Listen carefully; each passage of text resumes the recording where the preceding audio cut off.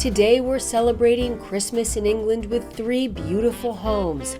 First, we head to London to visit food writer and author Skye McAlpine, who welcomes us into her elegant home to share her signature approach to hosting and creating a warm, stylish Christmas season. Next, we travel to the English countryside to step inside the charming home of stylist and creative director Leah Lane, where nostalgic details and a truly unforgettable Christmas tree bring her whimsical holiday vision to life. And finally, we visit the stately country home of wallpaper designer Mia Reay, where generations of family history, rich fabrics, and beautifully layered decor create a festive atmosphere filled with warmth and heritage.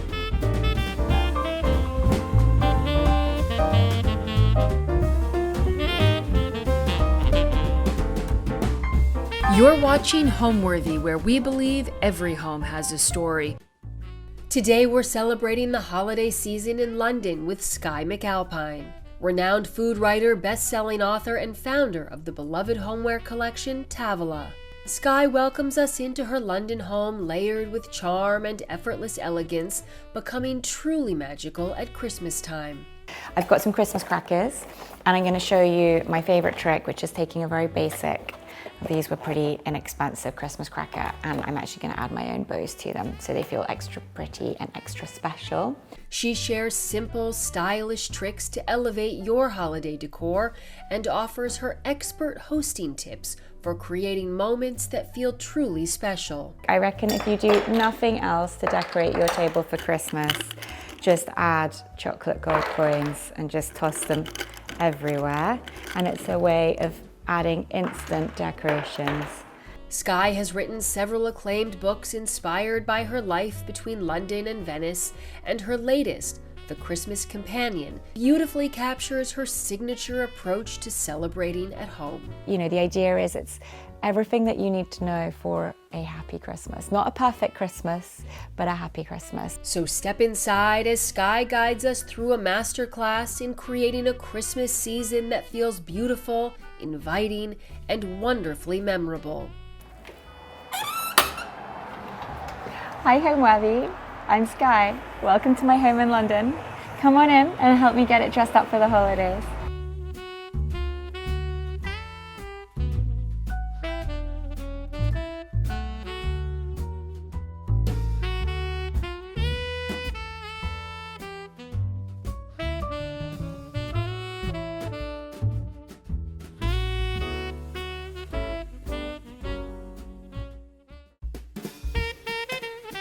This Christmas, Homeworthy invites you into a season of wonder. Over the next 25 days, we're stepping into homes that sparkle with holiday cheer, where garlands tumble from mantels, ornaments hang like tiny treasures, and every corner comes alive with joy, merriment, and the spirit of the season. And I don't know how many ornaments are on the tree. Last year I got 1,400 on, and they were made all over the world. There were ones made in America, Poland, Italy, Japan, just a wide variety, and I love them all. We'll visit homes where traditions are cherished, where beauty is made by hand, and where rituals become memories that last a lifetime. We make about 400 of these rolls every year, and on Christmas Eve, our family delivers them to certain families within the area, and our kids get to participate in choosing who gets them. From quiet moments by the fire to happy gatherings around the table, we're celebrating the way the holidays transform our spaces and fill them with magic. We do quite a dressy table because it's Christmas and it's a party and you want it to feel special, but you also, it's nice to make the table a little bit kind of imperfect, a little bit higgledy-piggledy. I want people to feel at a party in my home as if they're kind of wearing a ball gown but going barefoot. You know, it's that kind of high-low moment, the kind of specialness, but also the coziness of being really comfortable. So pour something warm, settle in, and join us for Homeworthy's 25 Days of Christmas, a season-long celebration of holiday magic. To watch Homeworthy's entire Christmas collection ad-free, visit homeworthyplus.com or scan the QR code on screen. You're watching Homeworthy, where we believe every home has a story. Hi, I'm Skye McAlpine and I'm very excited to have Homeworthy here with me today in my kitchen and dining room. I'm going to be showing you a few tricks for getting your house ready for the holidays. I'm going to lay the table up really prettily for a nice festive celebration, and then take you upstairs and show you just a few simple, easy things that you can do to make your home feel more magical for Christmas. So this is our dining table, and it's very old. It's antique. I think, dare I say it, may be riddled with woodworm, but we found it from an antiques market when we first moved into the house, and it's been there ever since, and I kind of love it. And I love that it's a bit worn and rustic. So I think today, instead of putting a tablecloth on and kind of making it a bit fancier, I want to keep things feeling cozy and warm, so I'm going to leave the table bare, but I'm going to move this wreath away and get started. So first, for laying the table, I'm going to start with the plates. As you can see, I've got lots of plates. I have a massive collection and keep them all in this big cabinet, which my husband and I bought in Brussels at an antiques market in Brussels just before we first moved into this house. And it's massive. I don't know what period it is, but we basically bought it because it was so big, and it was black. It was all painted black. So then we had it repainted in this kind of really soft, worn grey, which I love. And then added, you can kind of see if you come up close, there's like just a sort of worn, faded green detail on all these kind of borders here. And then we lined the cabinet with this Antoinette Poisson wallpaper, which I just love, and has quite like a 50s vibe to it, which I really love. And what I love most about this cabinet is its size. So it stores my extensive collection of plates and glasses and bits and bobs.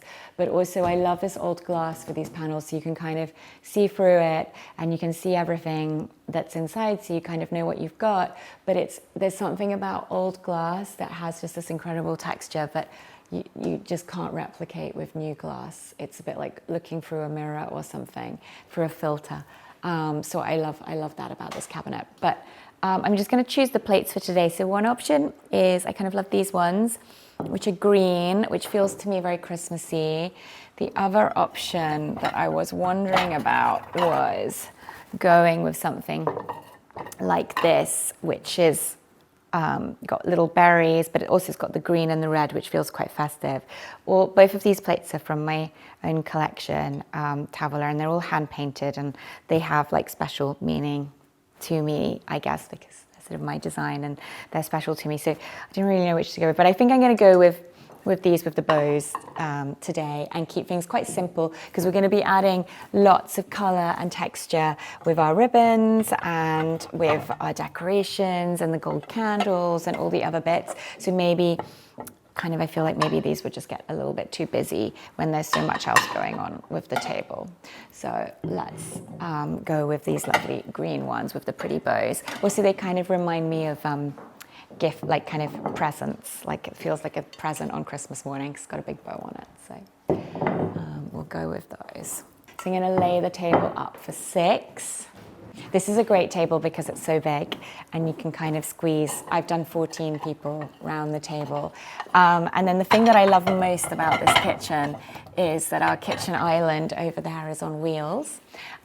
So you can kind of push it right back. And then I've got trestle tables that I add to this table, and put a massive tablecloth over the whole thing. And I've done dinner here for like 34 people in this kitchen, which is just, as far as I'm concerned, the absolute dream. But today it's just 6. I'm going to add some side plates. And these are matching, which I kind of like. I often like to mix and match my plates, but I feel like sometimes it's quite nice to go matching as well, especially, for a special occasion when you want it to feel a little bit fancier. So we'll put the side plates on. I mean, this is literally my dream, getting the table ready. It's my favorite part of Christmas, as always. Kind of Christmas lunch, or the sort of sitting down together and eating a lovely meal. I'm just going to add these plates on top for our starter course as well. I think it's quite nice when you layer the plates.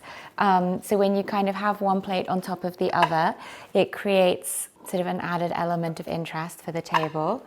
So I always like to do that trick as well. I feel like I grew up in a home where we were always hosting and we always had lots of people for lunch and for dinner. And so I feel incredibly lucky because I've kind of grown up with that as part of my life and consequently made it an even bigger part of my life. And I feel like Christmas or the holidays really is the moment when all of that comes together. It's all about kind of being with the people that you love, and no better way to do so than all gathered around the table, having a delicious meal and enjoying each other's company. So I add the water glasses, and then I'll do wine glasses as well. These are from my own collection. They're based on a design from a vintage kind of coupe, a vintage champagne coupe. And then I wanted to make it a little bit more playful. They're hand blown. I wanted to make it a little bit more playful by adding a little pop of color around the rims. It's kind of a subtle, playful moment. And I just think they're the kind of perfect size, because I don't like tall glasses on the table. I feel like they dominate and tower over everything, and it feels like it feels to me like too much like you're in a restaurant. I love a small glass, so I was very happy with these. So all my cutlery is vintage. I have been collecting it for years, and it's all kind of mix and match. I don't actually have a full set of identical knives and forks, but I kind of love that, and I think it kind of works. And you can find amazing vintage cutlery online, on eBay, Vinted. I've had some amazing finds, but also often I'll go to kind of antiques markets or flea markets. And then I just kind of, when I'm traveling, I'm always on the lookout to add to my collection, because somehow you just never have enough cutlery, especially if you're hosting like a massive party. You need lots of knives and forks. And yeah, you can find some really amazing pieces. I think because cutlery doesn't break in the way that maybe glass or china does, there are lots of kind of good pieces that you can find that are sort of vintage and quite old. So there's our table basically laid. Now we just need napkins, which I will get. So we moved into this house, gosh, almost 7 years ago. It'd be about 7 years ago this Christmas. And it was, I mean, when we bought it, we kind of completely redid the interiors. It was very, very modern, very not kind of, this room was actually 2 separate rooms. They were quite small and felt quite pokey. So we knocked through and opened it up, and kind of the real dream, what I really wanted was to kind of create a space that would feel like welcoming and cozy, and that we could really live in and host lots of parties in, and have our friends come and kind of be here with us and really enjoy the space. And I must say I'm really happy with how it's worked out. That's definitely been our experience here. This is a great party kitchen, because we've got the lovely big oven, so you can kind of easily cook for lots of people, and then the kind of big table can make the table even bigger. It's definitely a home that has felt very happy for these past few years. So the napkins are all vintage as well. They're really pretty. I bought them in Italy, and they're all hand embroidered, and it's incredibly hard to get this kind of workmanship anymore.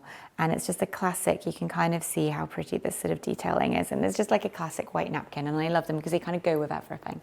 And you can really dress them up or dress them down. You could tie a ribbon around them if you want something a little bit fancier for a special occasion.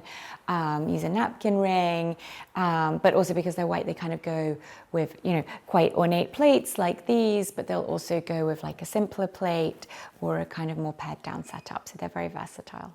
So I've got a few bits and bobs that I'm going to use to decorate the table. So for example, I've got a collection of some of my Christmas ornaments. How cute is this one? Christmas cocktail.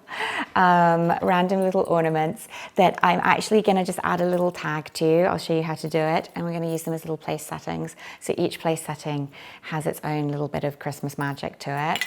I've got heaps of ribbons because I feel like I do love a bow, and Christmas really is the moment for lots of ribbon and lots of pretty things like that. And it's amazing kind of what you can do with a ribbon. You can tie it around a napkin, you can do this, you can do that, and suddenly really zhuzh up the table, and It's a really easy hack.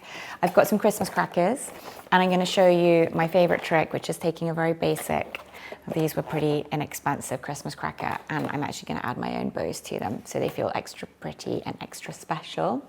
And then I've just got lots and lots of candles. So I've got these cute little tea lights, which I bought years ago, I think from Zara randomly, that I kind of love, and I bring them out every Christmas.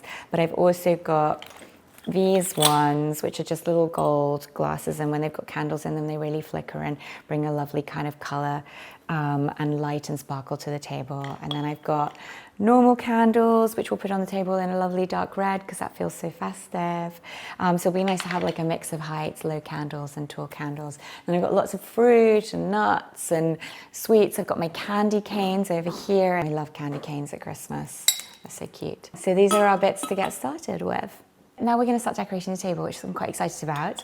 I'm going to start by adding some tall candles, these lovely red ones that feel very festive. So I'm going to put a few of these on the table, and I'm going to get candlesticks for them. The candlesticks that I have are these ones, which are, again, from my own collection, and I love them. Here we go.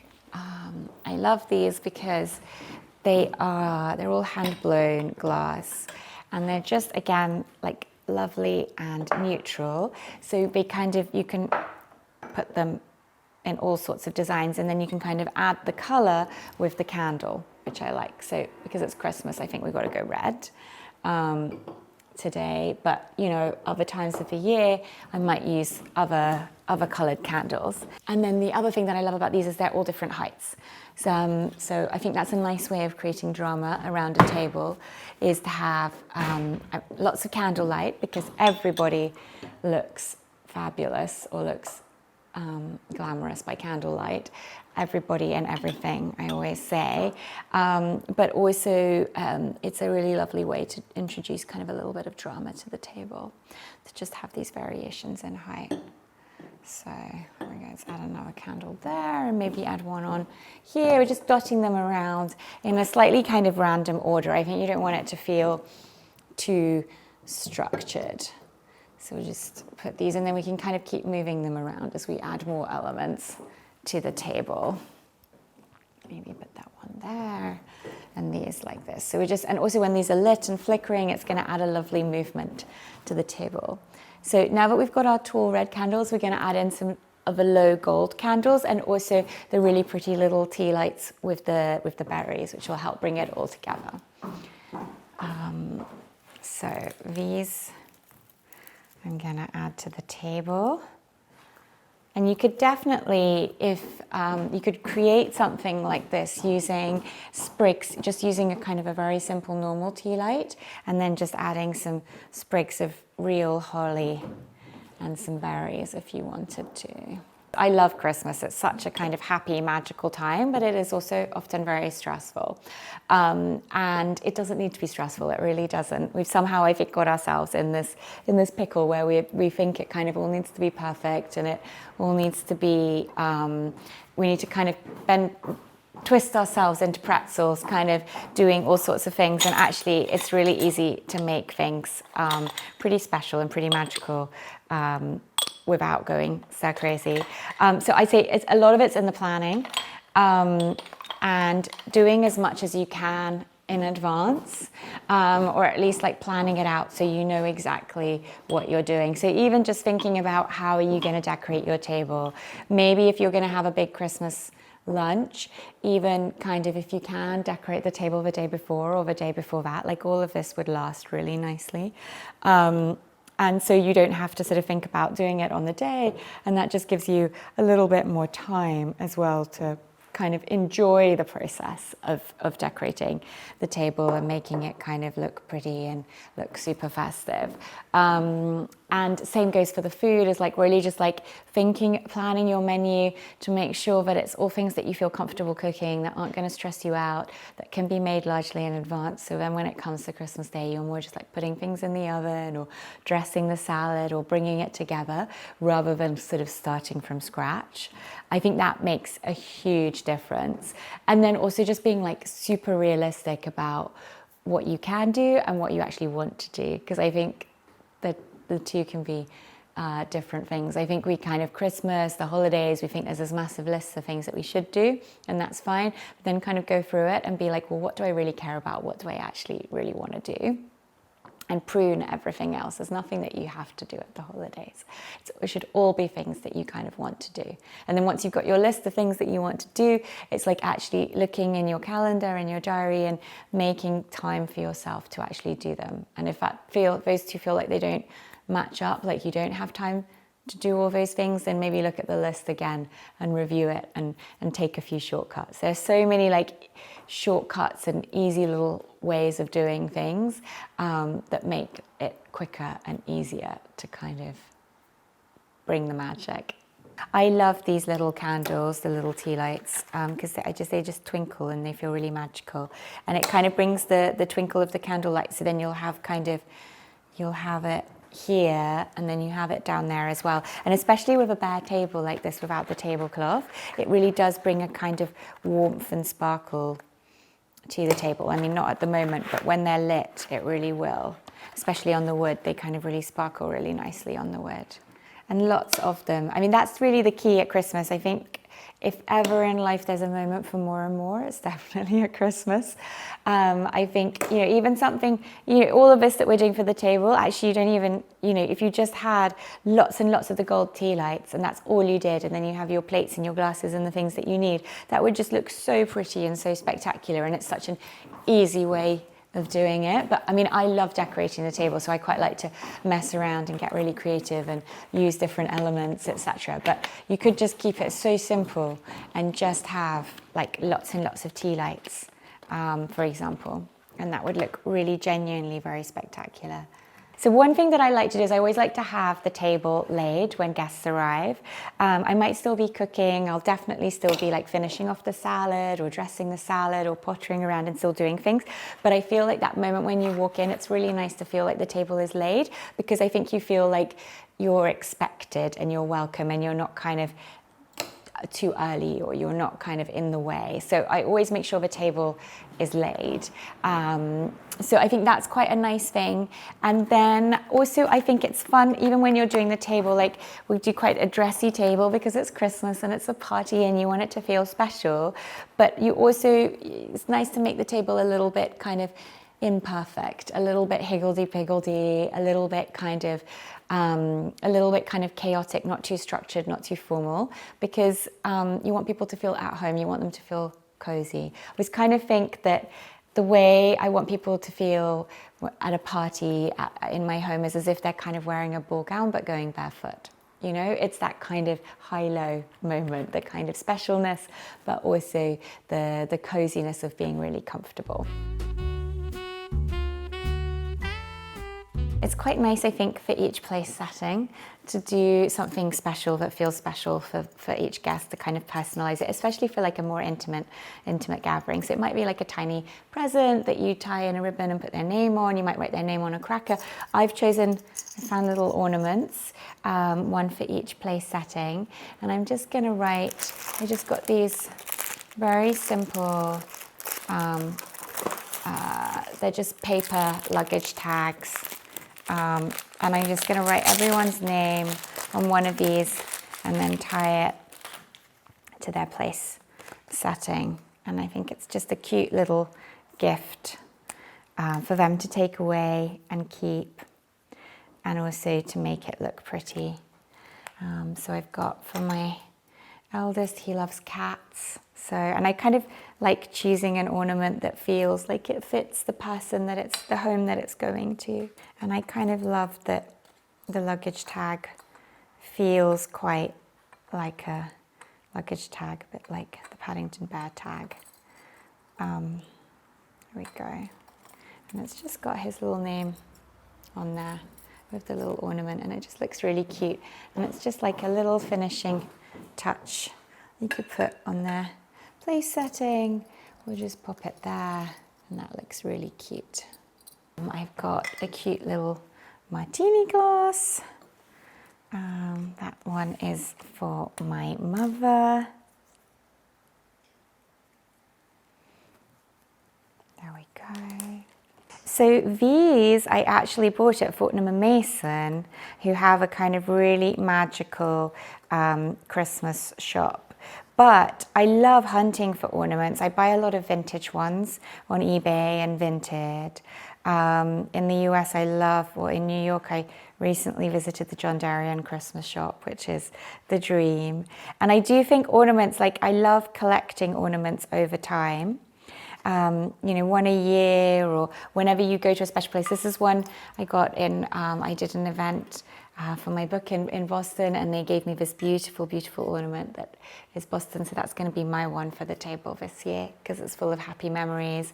And then I got, how sweet is this little radish? So it's just kind of collecting them over time. This one's for my husband because he loves radishes. And then you kind of, if it's with family, with friends that you have Christmas with every year you could give them a different ornament, and over time they build a collection for their own tree. And I know they're Christmassy, but I just love having them dotted around the house, especially if they have sentimental value. Kind of, I might have one on my desk, have one on a shelf. They're kind of dotted around the house during the rest of the year as well. But at Christmas, of course, they go on the tree.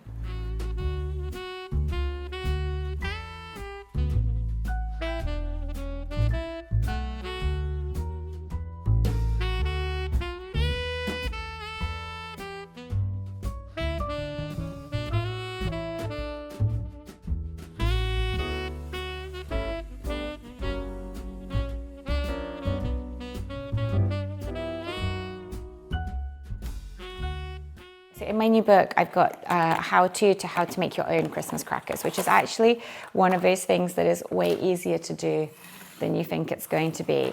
And it's super easy. But if that feels like too much of a commitment, or you don't really have time for that, another great hack that I love is just buying really basic crackers. These are sort of pretty much the least expensive ones I could find. And then you add a fab bow to them, and it really makes a huge difference.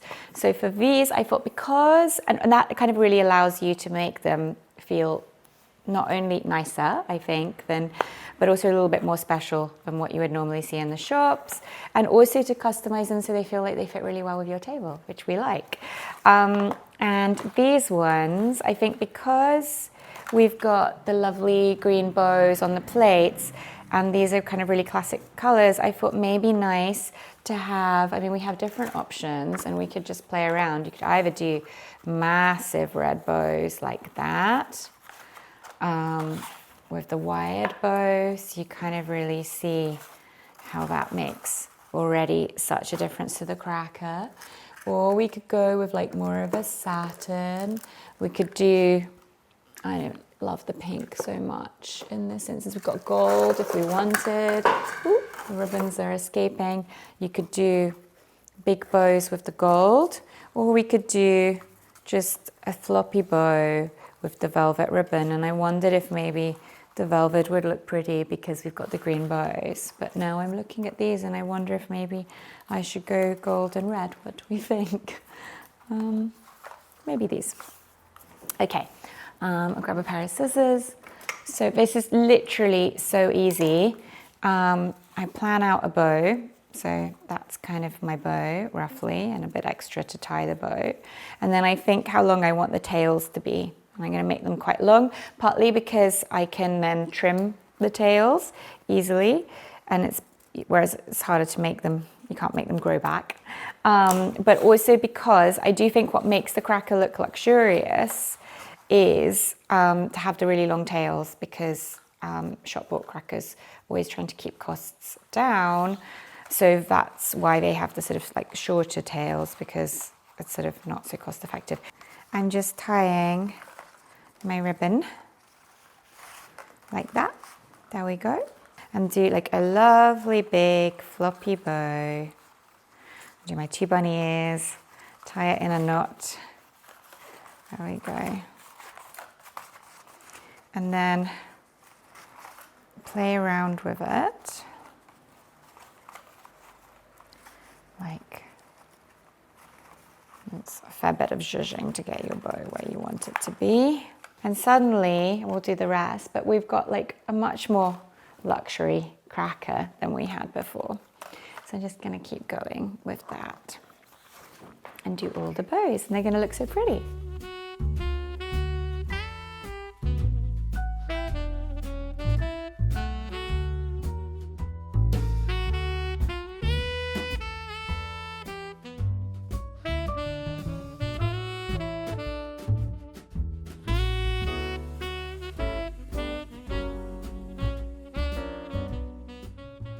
So I'm just gonna add a cracker, one of our pretty crackers for each place setting, because it's not Christmas without a cracker. And it just instantly makes the table feel like Christmas to me and put me in a party mood. Let's zhuzh a little bit. So I'll put one here, one on each place setting so everyone gets their own. There we go. And then just play with the bows. And now, for the finishing touch, I'm gonna scatter lots and lots of chocolate gold coins all over the table because they look so pretty and it just feels so Christmassy, and then everyone kind of loves to snack on them after dinner as well. So I have my secret stash down here in what I like to call my Christmas cupboard. And I've got lots of these, which I am going to just scatter everywhere. There we go. This is such an easy trick. I reckon if you do nothing else to decorate your table for Christmas, just add chocolate gold coins and just toss them everywhere. And it's a way of adding instant decorations. And then if you can add a few candles, you are basically good to go. Okay. Literally, this is quite fun. The showering of the gold coins. My mother always cooks for us for Christmas lunch or Christmas dinner, and we always have a very traditional British Christmas menu. So we have turkey, we have stuffing. We have several kinds of stuffing actually, at least two, usually 3 kinds of stuffing. We have red cabbage, we have Brussels sprouts, we have roast potatoes, sometimes we have some sausages, and then we always have a British Christmas pudding that my mother makes, and then usually a Christmas cake that I make, and then lots of different kinds of panettone. We have definitely multiple panettone for pudding as well, and brandy butter. Love brandy butter, it's not Christmas without brandy butter. So for the finishing touch, I'm gonna light our candles. So we have a lovely festive twinkle, and you can see this was a super easy table to lay, and we've added lots of decorations and made it feel extra festive. But these are simple tricks, and hopefully even if you just do one of these things, one little extra to swap out for how you would normally lay your table, I think it will make a big difference to making the table feel super festive.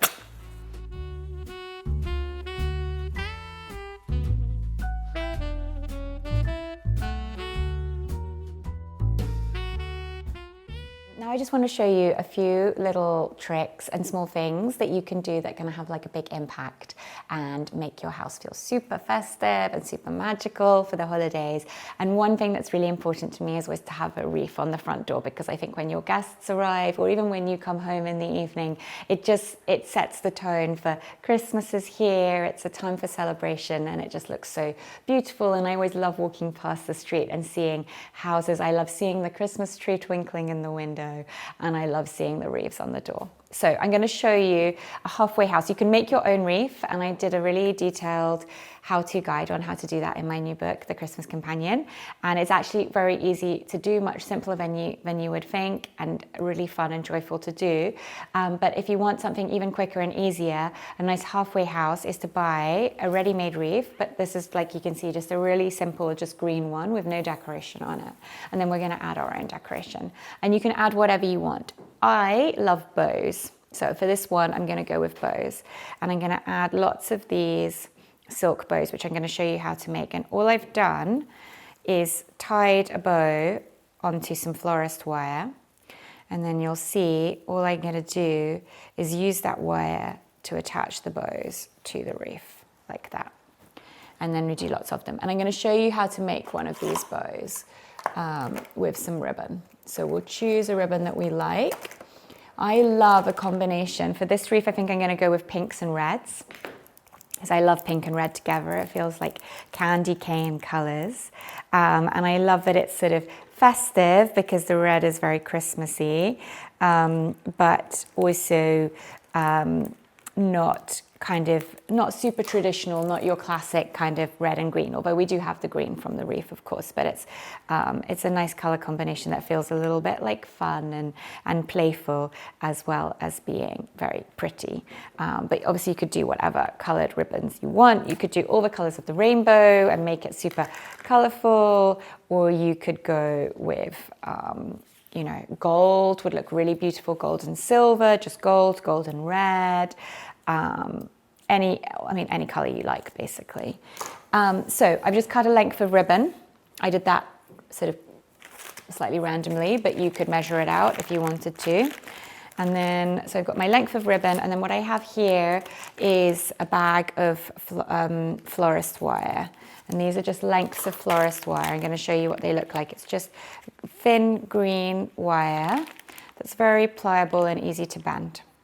And they come, you can get them pre-cut like that, which is nice and easy. Take our length of ribbon, grab this one here, roughly divide it in half, and then like we did for the crackers, I'll do one bunny ear, a second bunny ear, and then I just tie the two bunny ears in a knot, which is really easy to do, like that. And then I've got my tails. And then I can tweak it. So if I want to make the bunny ears a little bit, I quite like the bunny ears a little bit smaller and the tails a little bit longer. So just zhuzh and play around with the bow until I have it how I want it to look. I think that looks quite cute. And then I'm just going to trim, this edge is a bit frayed here, so I'm just going to trim that with my scissors. And it's quite nice, I think you can do the lengths of the ribbon, the tails. They can be, it's quite nice sometimes if they're different lengths. So one's a bit short, one's a bit longer. And then the bows don't all need to match. And then what I'm going to do is the back of the bow, I just take the florist wire and just, this is maybe, it's not fiddly, but you just need to, tiny bit of patience. You just poke it through that little hole. And then once it's gone through the little hole, roughly take it to the middle. And then twist it like that. So you've attached it. And that now is our ribbon, which we can attach anywhere that we like on our wreath. So why don't we just pop it here? And then you just tie that round and keep twisting to attach it to the wreath. So it's nice and securely in place. And then they're really pliable, so you can kind of move it around. And then you've added your ribbon. And then we'll just zhuzh it so that it's falling how we want. And then we just keep going. Here are some, these are ones I just made earlier. But we're just going to keep doing that. And the great thing is once you've done this exercise and you've got your lovely ribbons, at the end of the holiday season when you're done, you can, these are all ones from my tree from last year. So you can just take them off your tree or off your wreath, and then you keep them and you can use them year on year. So you can add to your collection, so you can add new colorways, new ribbons, or just keep going with the same ones. So it doesn't feel doesn't feel wasteful, and it's just a lovely little thing and way to add decorations. And you can add these bows to pretty much anything, but I do love them on the wreath. And I love them on the tree as well. And then you can see that I've gone with ones of all different shapes and sizes, as well as different colors and different textures. So for example, I've got in here a couple of bows that are velvet. So it might be nice to just add that little, still on our same color palette, but add a little contrasting texture, which will read really nicely. So I'm just adding them at random to the wreath. The only thing you want to think about is this wreath I'm just going to hang whole, like this is my bottom, and that's my top. But the only thing to think about is where the top of your wreath is, so that your bows are pointing in the right direction with their little tails hanging down. So that's really the only consideration. And then you can kind of think about how you might want to arrange them and how you want them clustered together. Maybe you don't even need lots of bows. Maybe you decide you don't want lots of bows and you just want to do one big bow at the bottom of the wreath or at the top of the wreath. And you can do that using exactly the same principle and just use a ribbon that's a bit wider. And you might, in an instance like that, you might want to use a big ribbon like this that's got kind of lovely wired edging to it, so it really holds its shape. If you do kind of a nice big bow, and you don't want a floppy bow, if you want a kind of rigid bow, then you do exactly the same thing as we're doing now, but you just use ribbons that have a wired edge. I love doing this kind of thing. I do find it quite relaxing. But I think part of that is because we've got time until Christmas. I think these things are relaxing. What's not relaxing about them is the feeling that you sort of have to do it at 2 o'clock in the morning because, you know, Christmas is the next day and you've still not done it and you were planning on doing it. So I think allowing yourself the time to do it is an important part of making it feel relaxing, and also not overdoing it. So this to me feels very manageable and kind of a really achievable little tweak that I know is going to make the house feel much more festive and much prettier. But I think it's also just not being too overly ambitious with what we're trying to achieve. And you can use the same principle, like you can use the same florist wire to attach anything to the wreath. So it could be pieces of dried orange or pine cones is obviously a lovely one. It's very traditional. You could use dried flowers. That's what I did with my tree last year. I bought lots and lots of dried flowers, which actually I used to decorate the table for Thanksgiving. I used lots of beautiful dried flowers in pinks and kind of yellows that look quite kind of golden. And then after Thanksgiving, I bundled the flowers together. I cut the stems short and kind of tied them in like little posies, and then used florist wire to tie them onto the branches of the tree. But you could do the same, just tie them onto a wreath, and they look really pretty and kind of like a totally different look. And you could do that with the ribbons, without the ribbons. I mean, you can really just like let your creativity go wild and play around with whatever you like. I'll add one more. And I feel like we're probably almost there. There we go. So here's our festive wreath, look. And you can keep going. I mean, we could keep adding more and more bows. You might want it kind of more decorative, less decorative, but there we go. Let's go hang this up on our front door. See how it looks. I love a wreath, I must say. It's like instant Christmas, sets the mood. Okay, and we'll put it there. Oh, it looks so pretty.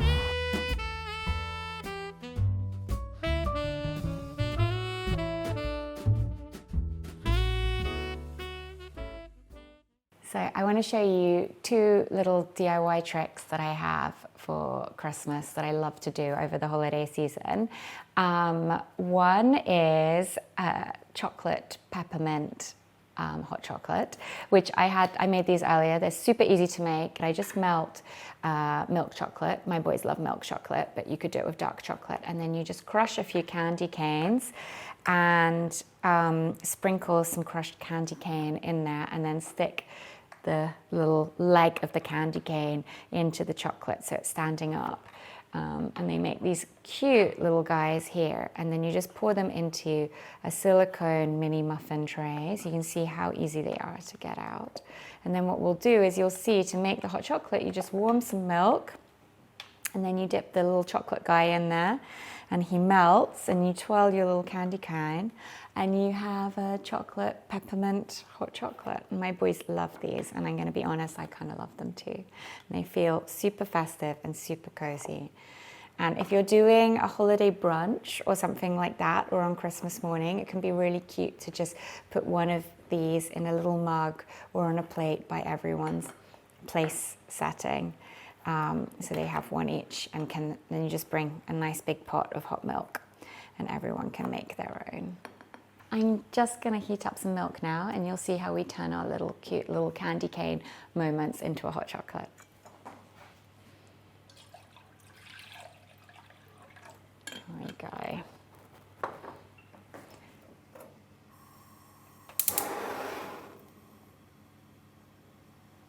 We'll just bring the milk almost to the point of boiling, not quite boiling, and then we'll pour it into the mugs, and then we'll add our chocolate and candy cane.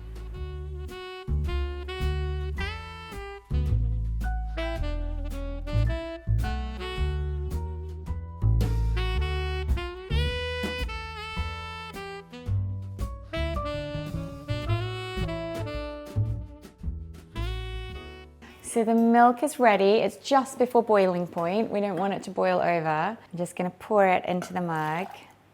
Here we go. You can see it's piping hot. I'm making a bit of a mess of this. I'm always a mucky pup in the kitchen. I can't help myself. And then to make hot chocolate, this is the best bit. We're gonna take one of these and just twirl it around in there and just slowly watch it melt. So my other favorite thing to do with candy canes is I make these sweet little heart-shaped tree ornaments, which you can hang on your tree, or kind of use for decoration around the home, or use to decorate place settings. I think they're super cute. And this is another recipe from my new book. And they're so easy to make. I'll show you. It's just like the easiest thing. So you grab your candy canes. I've got a big jar here.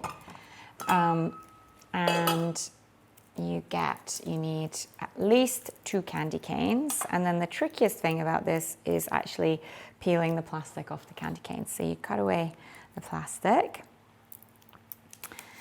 and peel it away, and you can throw that away, we don't need that.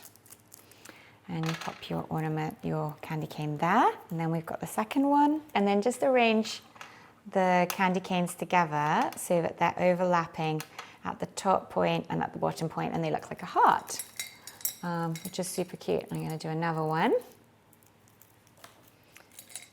Here we go. And then I've preheated the oven. So the oven's on about 170 or 180 degrees centigrade. So we get the oven quite nice and hot. And then what we'll do is we'll pop our candy canes in there just for a minute, 1 to 2 minutes, just long enough to soften them a little bit so we can mold them seal them together in our heart shape. So I'm just going to do another one. Cut off some more plastic. Okay, and this is really cute, and you can obviously do this with candy canes because they make candy canes in all sorts of different colors. I mean, I love the sort of pink and red because, you know, there's the color of a heart, but you could do rainbow ones or green ones or whatever. So we've got our 2 little hearts like that, just overlapping a little bit, one resting on the other. And I'm going to put this in the oven literally for 1 minute.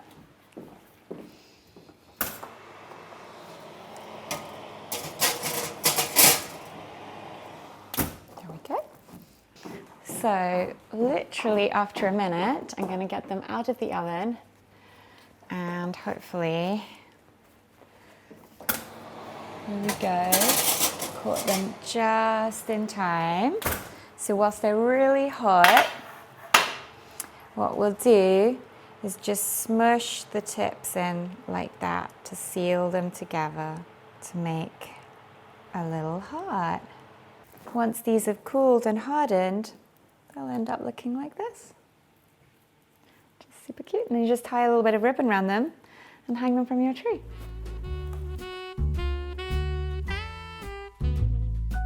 So now I'm just going to show you around and show you some of my holiday favorites around the house. I got my Christmas mug, which I love. It's a new design from my collection, Skye McAlpine Tavola. It's hand painted with the bows, same as the plates, but it's in Christmas red. And I actually love this as our This is a classic from our range. This mug with the strawberries and the green leaves always feels very Christmassy as well. So it's perfect for this time of year. And then this is my tree. It's, would you believe it, it's an artificial tree, but I genuinely think it kind of almost looks real. I love it. It's by a company called Balsam Hill. And it comes in kind of pieces, and then when you assemble it, the lights are already on it. This is the genius thing about the tree. So it just kind of literally just lights up instantly. You just plug it into the wall and it lights up. So it comes without that sort of stress, because I always find the putting of I love decorating the tree, but I find putting the Christmas lights on quite stressful. So I love that about this tree. And then I've got lots of more bows that you see that I've made over the years and added on. And then I love, these are my Murano glass Christmas baubles that were a present from my uncle, actually.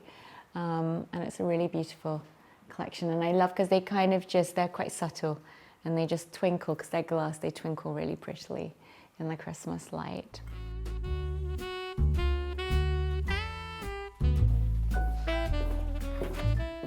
So now we're stepping into our living room. You might remember this room from my first Homeworthy episode. It's one of my favourite rooms in the house. It's a cocoon of pink, because the walls are all this kind of lovely pink plaster. And one of my favourite bits about the room is this sofa, which is super comfy and is upholstered in Jean Monroe fabric. I love this chintz. I think it's called Rose Fern or something like that, the name of the fabric. But I love this like bright blue, but I also particularly love it set with the pink and the dark red. So I love, yeah, this is one of my favorite things about this room. And then to make the room feel a little bit more Christmas, I thought it's fun. I always like to dress up the mantelpiece. This fireplace, actually, we put into the house when we moved in, and I bought it at an antiques market in Brussels. But what's really nice about it for instances like this is that it's nice and broad. So all I did to decorate it was I bought a garland from the same place I got the wreath. I got it from the flower market. It's just a completely plain garland. And then I just added the bows to it, my signature bows. And then I'm just going to light these candles. These are really beautiful big candlesticks, candle pillars really, from Pentreath and Hall. And they are so pretty, and I think they're just going to add a lovely little pop of mood, festive mood to our scene. And then I feel like if you wanted to go even more over the top with the mantelpiece, you could add in the little gold tea lights that we had downstairs, dotted here and there. Could add some fruits in, some pomegranates, maybe some tangerines. We could decorate this garland with whatever we like.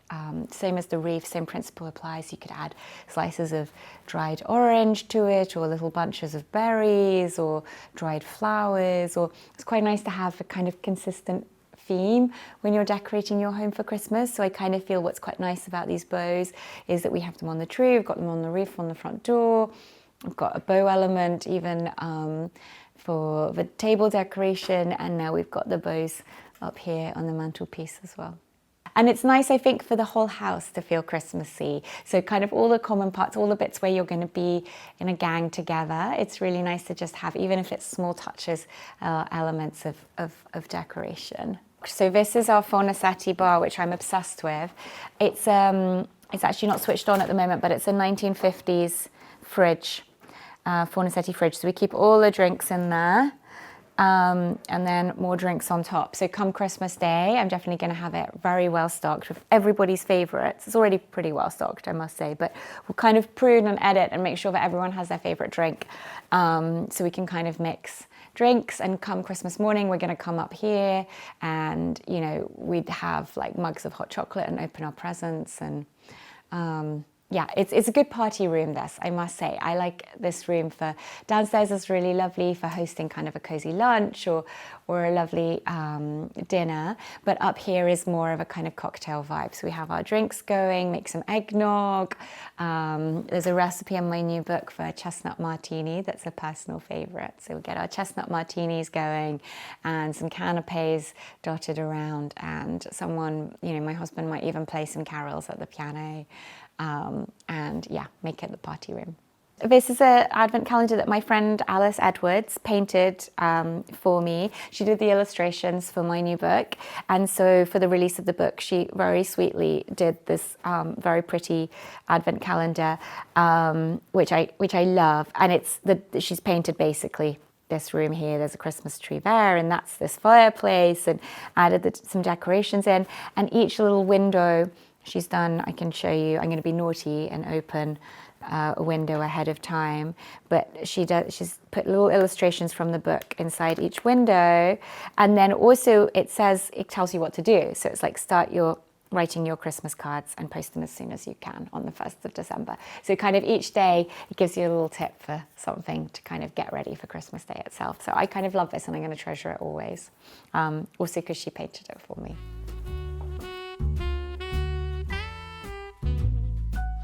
Stepping through from the living room, this is my study, and this room always feels like Christmas because it's this kind of insane glossy lipstick red, which I love.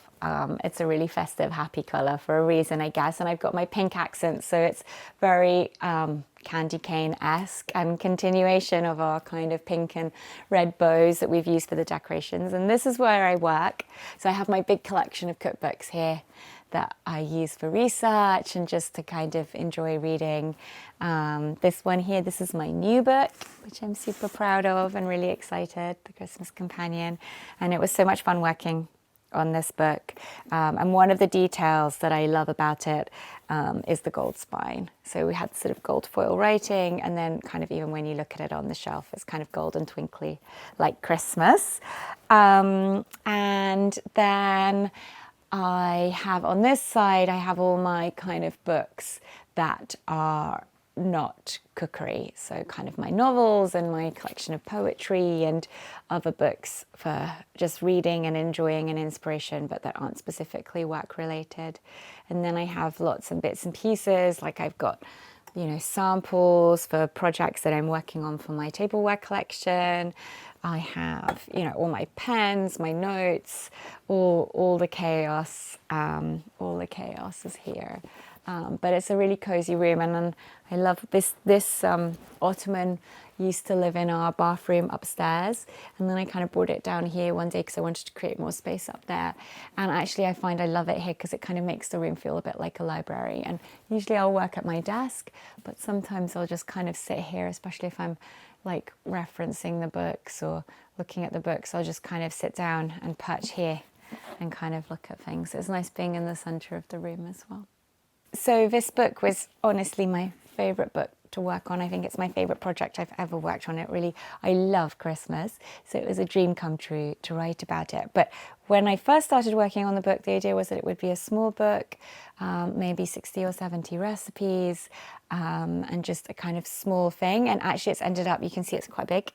It's ended up being my biggest book and my longest book, and we ended up even cutting about 20% of the manuscript because there was just so much that I wanted to share. And for a long time its working title was A Manual for a Happy Christmas, because that's really the spirit in which it's written.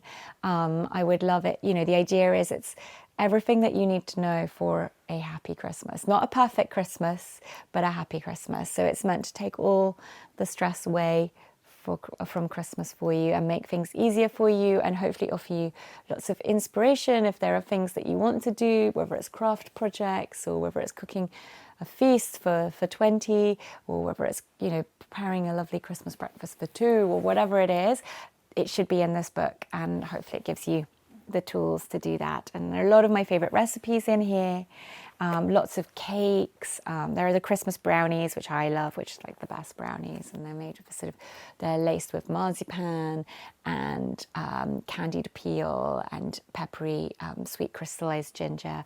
But there are lots of other recipes. There's a lot of winter salads. There are a lot of vegetarian dishes, a lot of meat dishes. And the idea is you could use it over the holidays, and it should really help you with the holidays, but you'd enjoy many of the elements in here through the winter.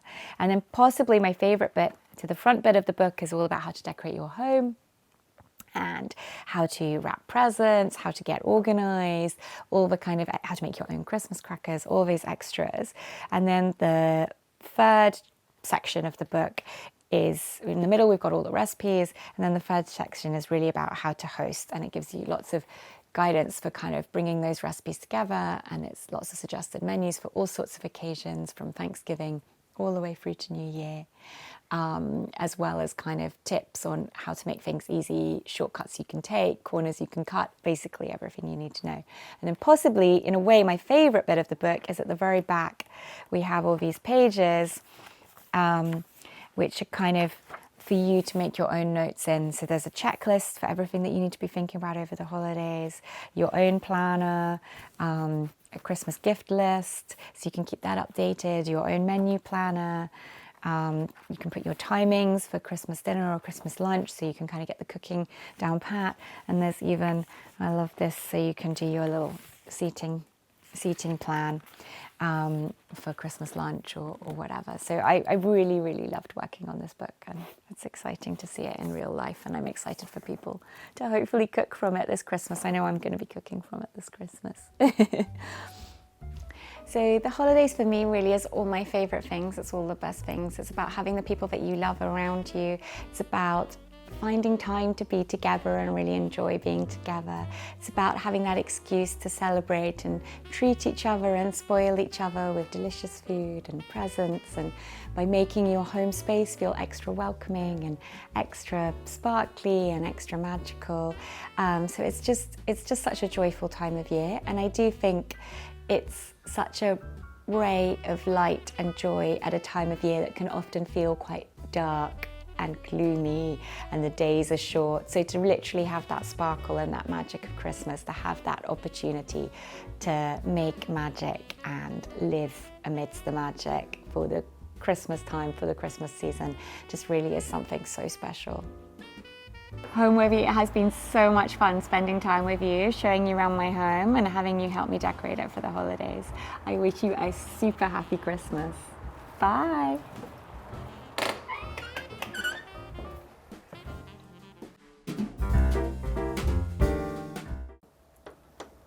Hi Homeworthy, I'm Leah and welcome to my holiday home in England, Surrey. Come and have a look around.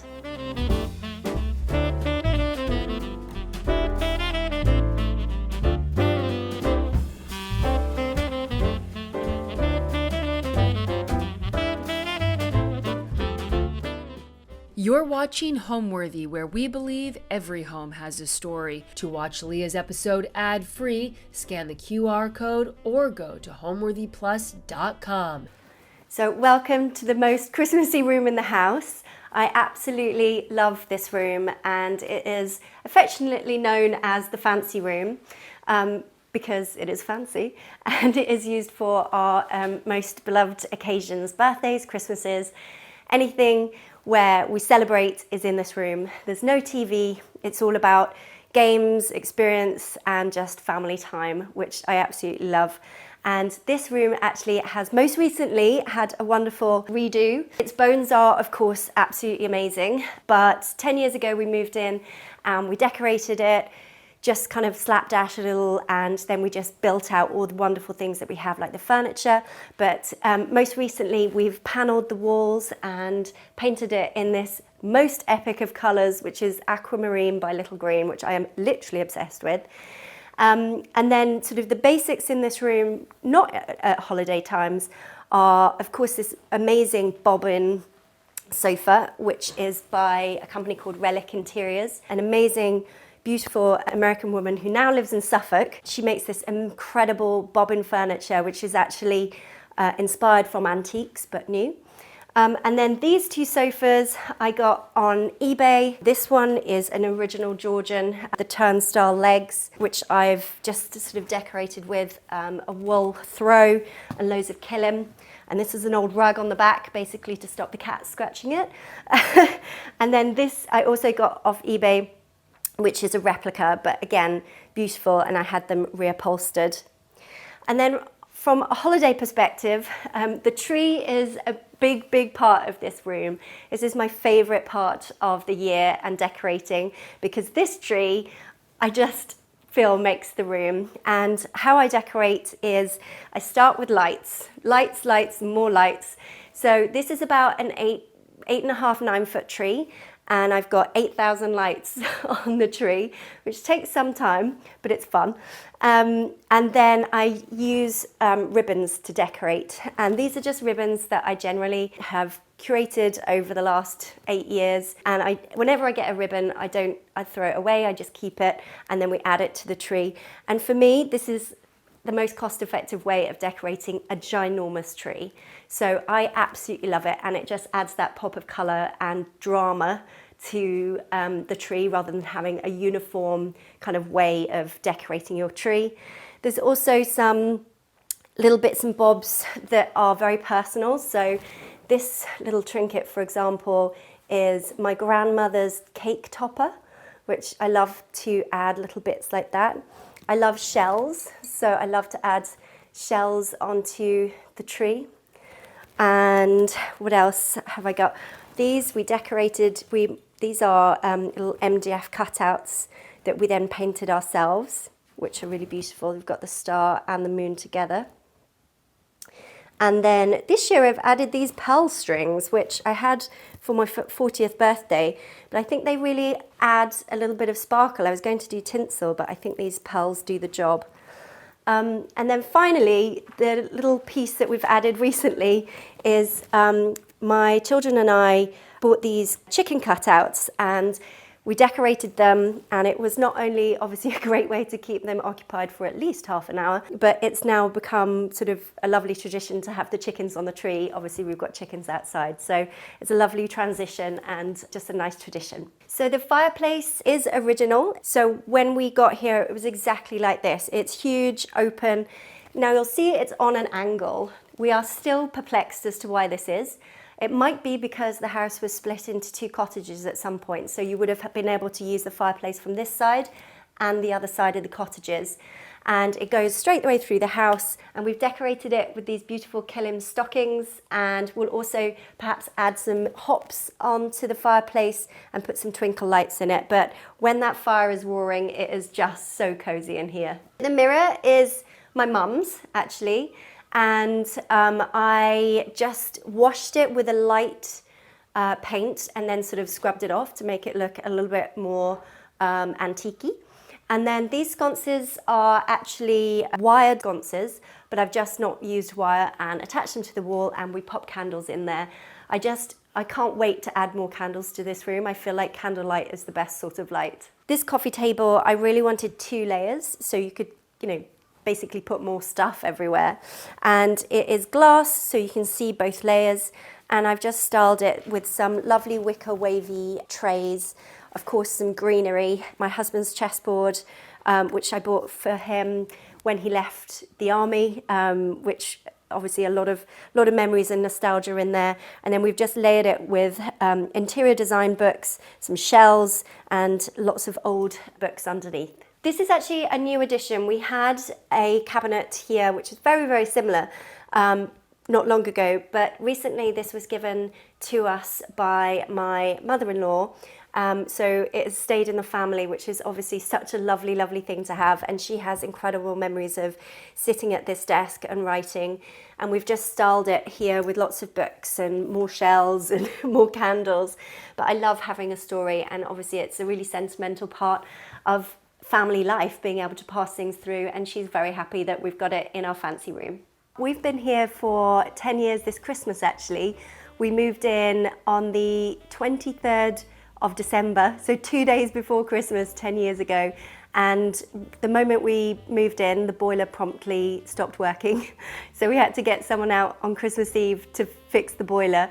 And I remember our first night here, we had our 2 cats and we had literally like 4 blankets on the bed. The cats were underneath the blankets because it was so cold. But it was a magical first night anyway, because it just felt so special, and even the cold just felt really magical. We were originally drawn to this house because of its Georgian origins. Surrey isn't necessarily that well known for Georgian architecture, but both my husband and I absolutely love Georgian architecture. So when we saw this house first online, it was covered in wisteria and ivy, and it was just completely covered, and it looked very cottage-like. So we didn't initially come and see it, and then when a previous house fell through, we decided we must go and see it. It's got to be, it says it's Georgian, let's go and have a look. And I just remember us pulling in of the drive and just thinking, it's amazing. We were walking around the house, and I walked onto the porch and we saw a deer in the garden, and we were like living in London for 13 years, and we were like, oh, okay, this is it. So when we moved in, it was perfectly livable, beautiful, all done very nicely, but just not perhaps to our taste, in the sense that I love lived in, very earthy, very sort of cottagecore kind of style with lots of stuff around me. So we've been renovating and just adding our style to the property ever since. I feel like this house embodies Christmas. It feels like it just should always be this way. I actually hate taking the tree down because after Christmas it always feels really empty, in this room especially, because it's just brings so much life to it. So I just love adding foliage. So this is a real tree. I personally prefer real trees because it's that smell that they give you. And in the hallway, we've got loads and loads and loads of foliage on the banisters. So just basically bringing the outside in, and lots of candles everywhere. But also, obviously, having children as well just makes it even more exciting and special for them, like seeing their face when the tree's up, seeing how excited they get about advent calendars. Again, for me, more is more at Christmas.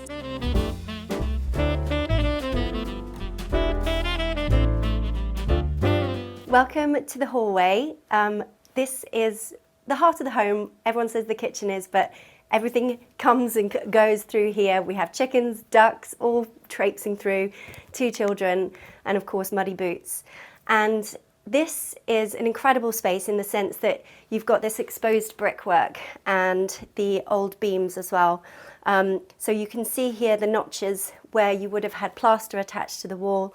But I think it's just so nice to see the sort of history of the house and how long it has been here and how wonky it is and how many different iterations it's had over time. There's even some graffiti which is etched in on some of the wood, which is a lovely feeling of history. For the holidays, I love to go big in the hallway because it's just the entrance and it really says, here we go, Christmas is here.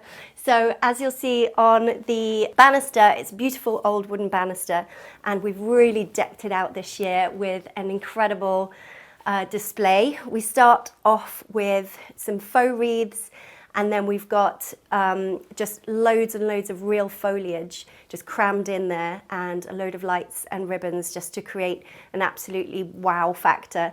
Every year I love doing the banister. It feels like the beginning of Christmas. So I'm really happy with this year's creation. It's the biggest yet. I've gone for perhaps some slightly different colours that aren't usually associated with Christmas, like a bright pink, for example, just because I really love pops of colour.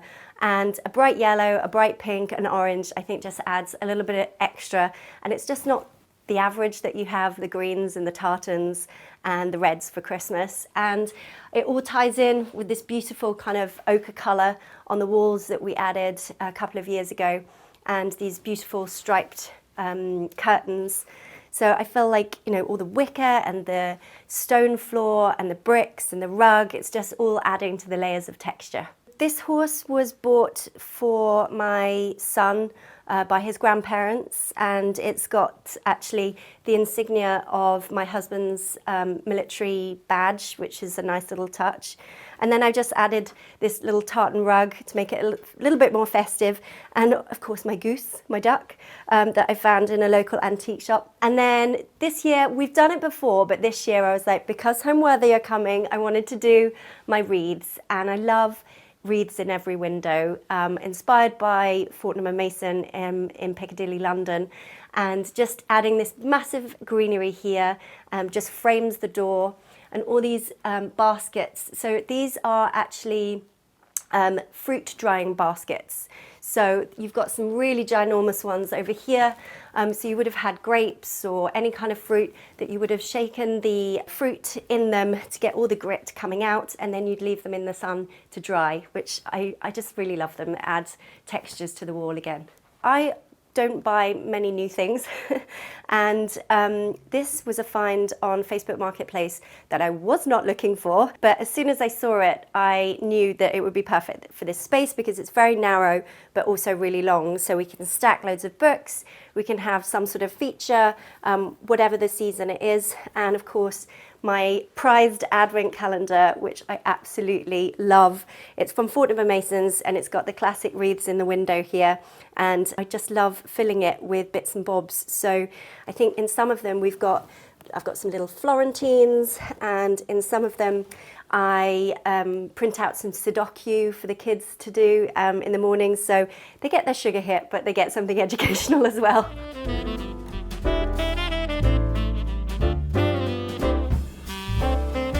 Welcome to our snug room. This is possibly one of the biggest transformation rooms in our house. So this room was a blank shell when we got here. So everything that you see here was not here. And it was this sort of empty fireplace. There was no log burner and the walls were just plastered. I just didn't know what to do with this room at first.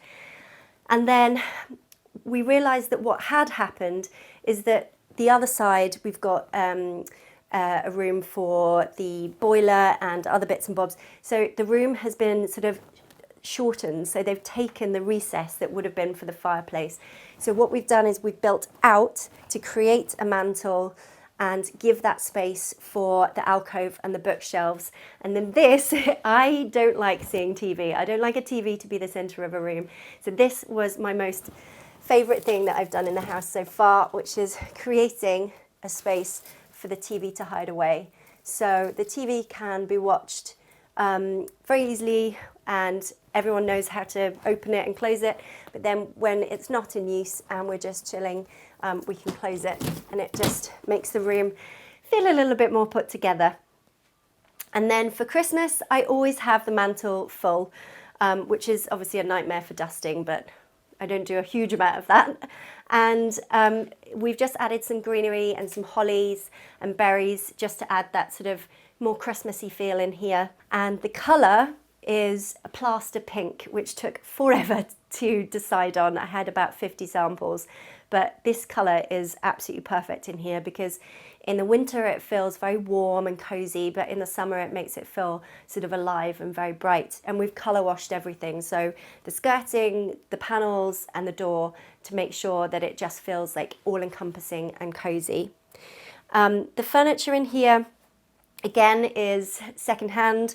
This is an eBay purchase. I love stripes, so any kind of stripe thing, and upholstery is so expensive, so if you can pick up something online that is already upholstered in the way that you want it, then that is a great addition. The little corner over here is often where I work in the winter because it's the smallest room to heat, so I'll pop my laptop here and just bang out some work, and it's a lovely way to shut your laptop away so no one can see it.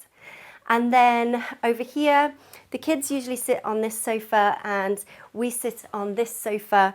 And this one again is eBay, a pinstripe again, already upholstered this way. The kids have practically ruined it, but it's fine. It was secondhand, so it's not so much of a bother. And then this is my husband's hobby corner. He likes to paint models and it means that he can do it in the snug whilst I'm watching a period drama, perhaps. So we can both do the things that we love the most. The ottoman I designed myself with an amazing small company called Anna Elizabeth. So we've got this beautiful fabric on top, and then this border fabric here, and then this is a Robert Kimes stripe on the bottom. And yeah, this is perfect for us. This is like putting your feet up, but also looks really pretty, and you can also put a cup of tea on it. The art on the walls in this room is quite eclectic. I want it to feel not too staged and also feel like my husband as well as myself. So here is just a watercolour that a canvas that I found in an antique shop. And then these are from, I mean, literally Facebook Marketplace. I think they're about £10. But then if we move over here, this is kind of more my husband's domain. So this is his commissioning signature from the Queen, and this is his commissioning picture, which is nice to have. It's a big part of our life at one point. And these beautiful pressed flowers are something that I again found on Facebook Marketplace. And I just love the transition of the sort of turquoise into the sort of off-white, and just having 5 of them just seemed absolutely perfect for this room, to be able to use 4 here and then transition 1 to over here. And then finally, the artwork behind the television, they are just old book pages of flower sketches, and then I've put a border on the back.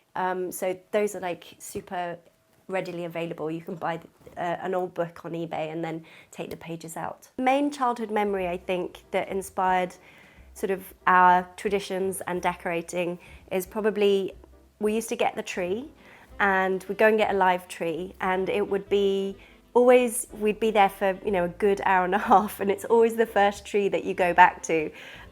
So we'd get the tree home, and then my dad would put it in the tree holder, and he'd lie on the floor and he'd sing the Magic Roundabout song as he'd turn the tree, and we'd all be like, stop, stop, stop, or no, that's not right, go back. And then just that sort of feeling of adding all the baubles together and singing. I don't know why, but we used to listen to ABBA and decorate the tree. So we still do that now. Listen to ABBA, decorate the tree, and we do that when we take it all down as well, because I just think ABBA makes everyone happy. So taking it down is the worst thing. So singing to ABBA and having a cheeky glass of wine makes it a little bit better.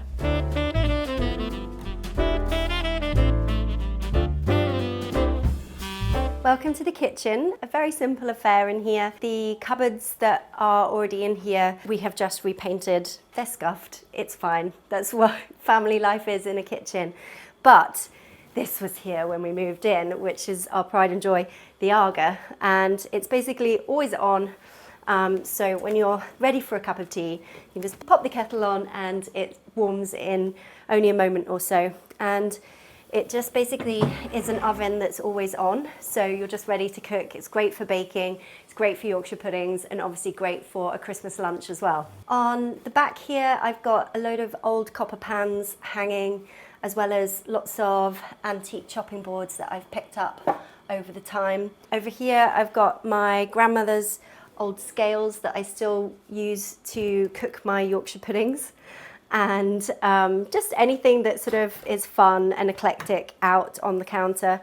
And obviously my eggs, collecting the eggs, and this lovely bobbin egg rack, which I think is perfect for Mulberry House. I love decorating the table for Christmas. It just invites everyone to sit down and have a jolly good time. And again, I've brought the outside in, and so we've started with a base layer of faux flowers just to give a little bit of pop of colour of reds and pinks. And then I've added some pomegranates and pears, which are quite a fun addition, as well as loads of fern and greenery draping. And then these beautiful striped tablecloths, which I use all the time to decorate with. And we've used 3 here, so we've got this sort of like gathered layering effect, and then used ribbons to gather and layer just to create an interest there as well. And then loads of candles on the table and some greenery just to add a little bit more of outside in. Behind me, this was already here, but we decided to paint the insides the ochre colour to tie in with the hallway. And then I made these stripy curtains on the bottom, which hides a lot of evil underneath, and we can just stuff a load of things under there. So this is a place where the kids will just drop their homework, they'll drop letters, we'll have piles of stuff, but obviously Homeworthy's here, so I tied it up. But it's a really lovely eclectic place to add knickknacks, bits and bobs, letters, postcards, paints, crayons, anything gets ended up in here. So a really lovely addition and a backdrop to the table, because we can serve from here as well. So we can put loads of mats out here, and we can have the Christmas dinner here, and you can serve yourself to the table right here. We've got 3 beams in here, which is a lovely addition to the kitchen. We've added, these are called hops. So you can get hops garlands in around about August time, and they're fresh. So then they are bright green and they smell really, well, they smell of beer because that's what beer is made of, but in a nice way, sort of earthy. And at that time, they're really easy to manipulate because they're green, and so you can pop them up and then they just dry here and hang. So now they're very crispy, so you don't want to touch them because loads of stuff comes down, but it just adds so much to a kitchen, I think, just having things on the ceiling and creating more greenery inside again. But I absolutely love hops. They are one of the best things to add texture, and just, you know, one garland can cover so much space. One of the things that I love about this kitchen is that we have this stable door, and the chickens now know the sound of this. So when that happens, they usually know that there's some treats or scraps or leftovers to be had from the kitchen. And as if on cue, here they are. So they're often wandering in and just grabbing a few crumbs. They're in for a very short period of time. Chickens do make mess, but equally, they're part of the family, and mess is easily cleared up. So it's lovely to have them get in the scraps of porridge and pieces of the toast that the children have left behind.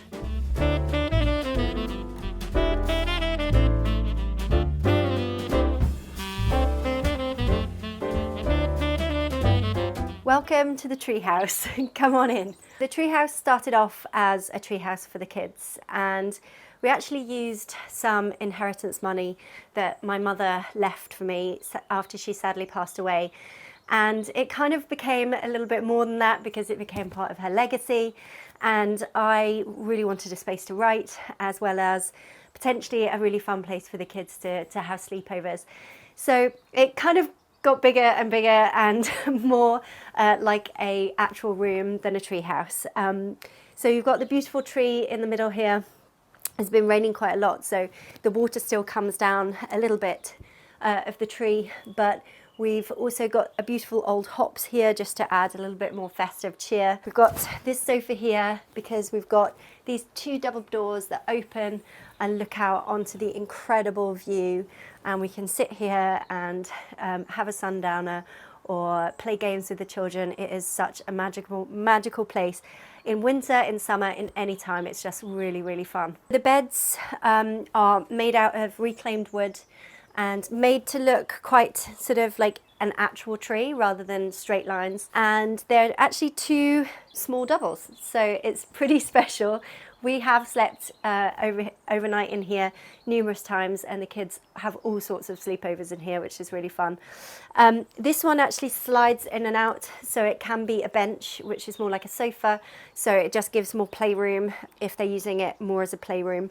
And we also have film nights in here and movie nights and a projector on the wall, which is really, really fun and really magical.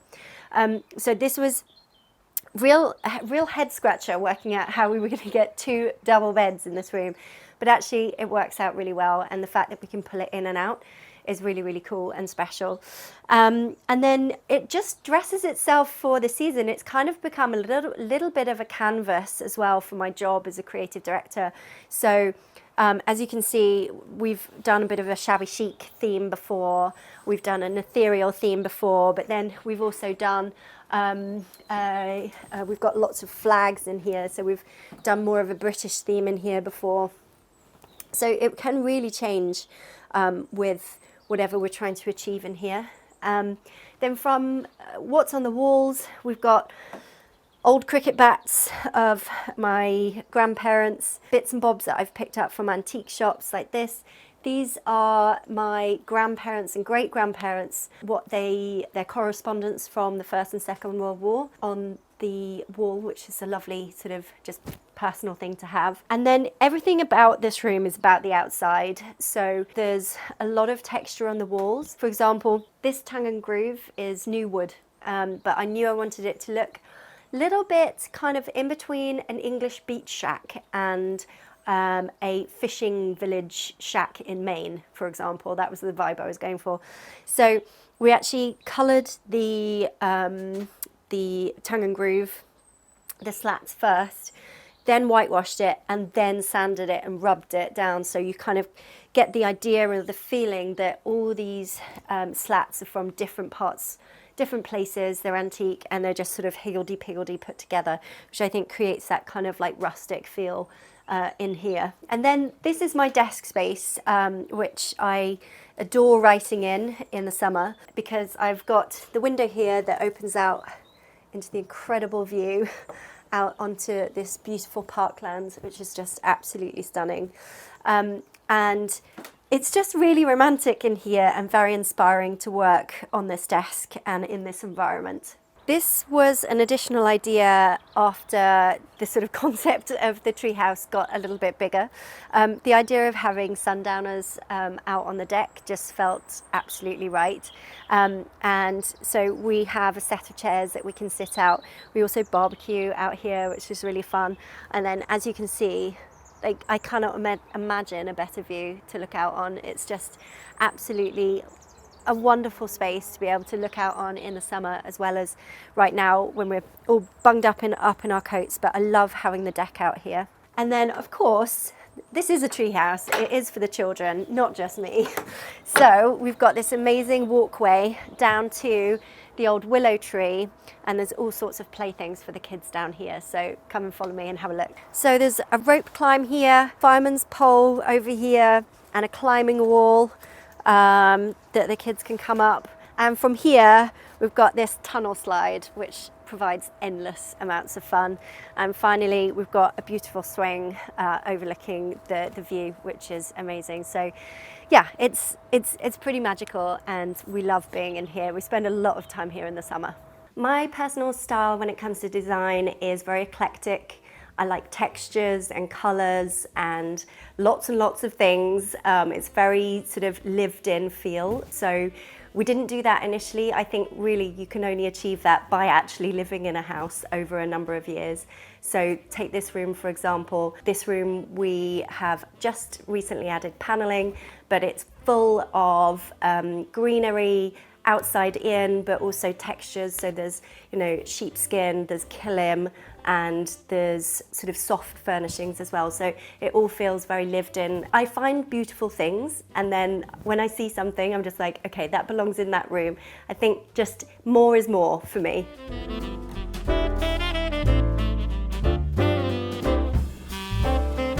This is the boot room. When we moved in, this room just wasn't really used. I think it was actually used as a bit of an office before. But for us, it made total sense to have a room that didn't come through the main house onto the beautiful antique rug. So we can come through here with all our boots, our muddy boots in the winter, and hang up the coats. Well, if the children ever hang them up. And then through into the kitchen. So we had this made, which is a beautiful addition, and the real wood here, which is lovely. And then we've just basically used baskets to hide all of the nasty stuff that you wouldn't usually want to see. So there's all sorts of gloves and shoes and trainers and all the malarkey that usually goes along with family life in there and in here. And then I keep a lot of seeds as well in here to keep them nice and dry during the winter months. And then every now and then I do just shove a load of coats in the bench and just try and keep this looking really smart and nice. But it does usually look quite smart actually in here, because again, you can just use the space really effectively to hide the things that you don't want to be seen. Over here I've got, I love hats, any kind of hat. So I've got an old sort of turn of the century desert British military hat.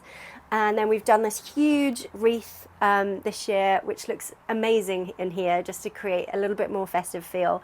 And then I've just potted up a load of beautiful greenery, put some bows on, some ivy, some ferns, just to make it feel a little bit more festive. It's so warm in here with all the light, so the plants just absolutely love it.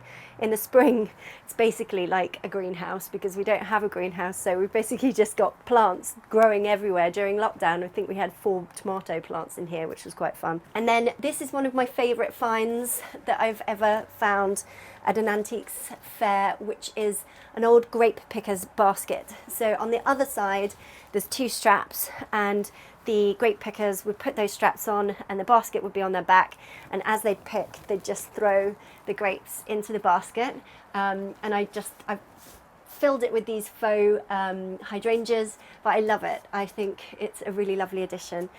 Fun bits and bobs. This is when we sometimes sell eggs, so the children will set up a stall down at the end of the road and they'll sell their eggs by the side of the road. This one's got butterbeer written on from a previous party. This is a sign that the kids made to put on the postbox because we had a bird nesting in the postbox. I mean, how life could be more perfect. So I like to keep little nostalgic things here. So yeah, that's the boot room.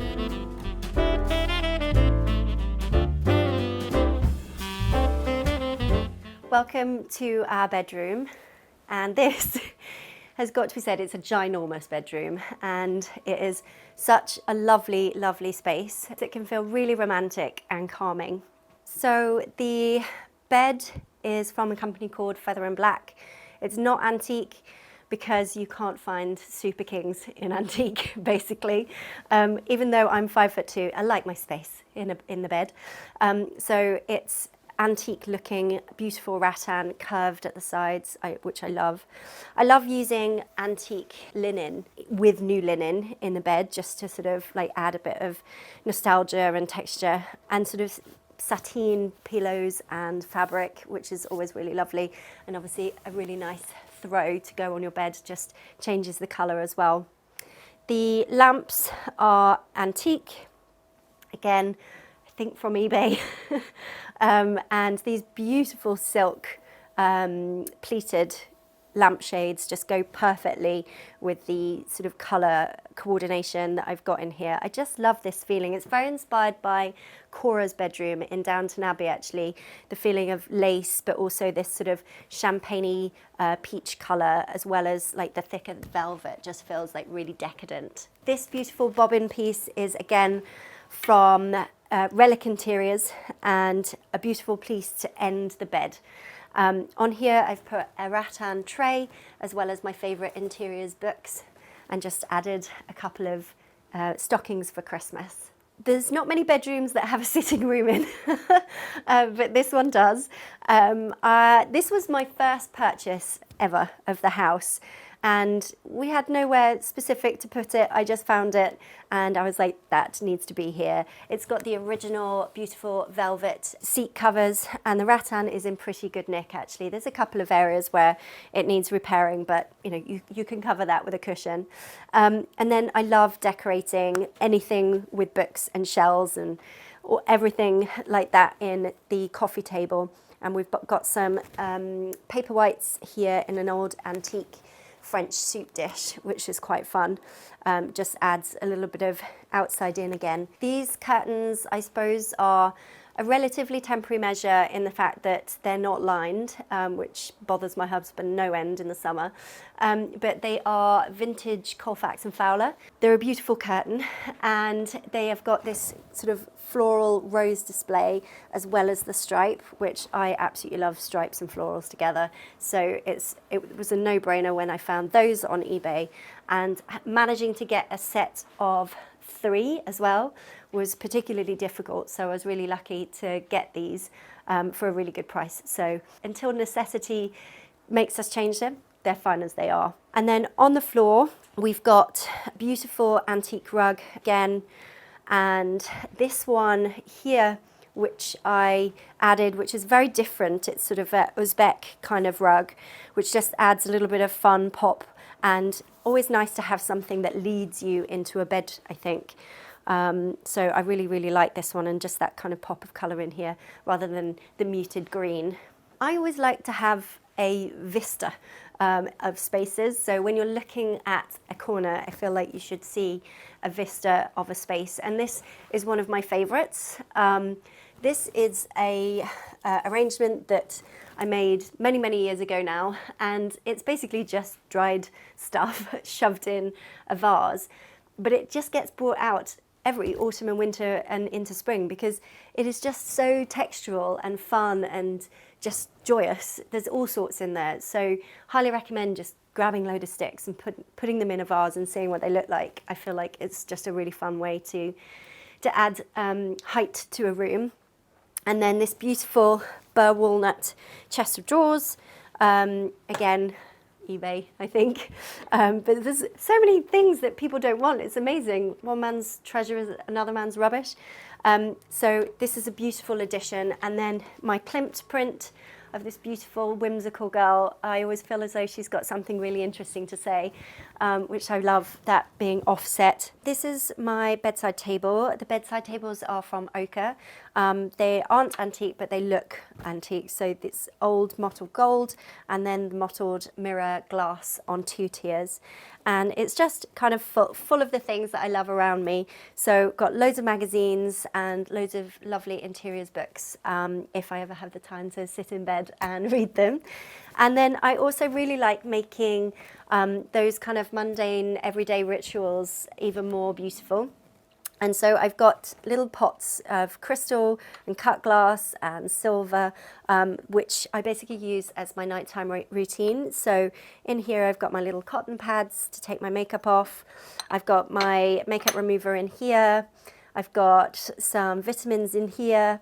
And my glasses little tray is a shell. So it just adds a little bit more romance to the end of the day when you're in bed and you're taking all your makeup off and it's the end of the day, but it feels like a nice ritual. So from the bedroom, we'll go into the dressing room, which is obviously one of my favourite spaces.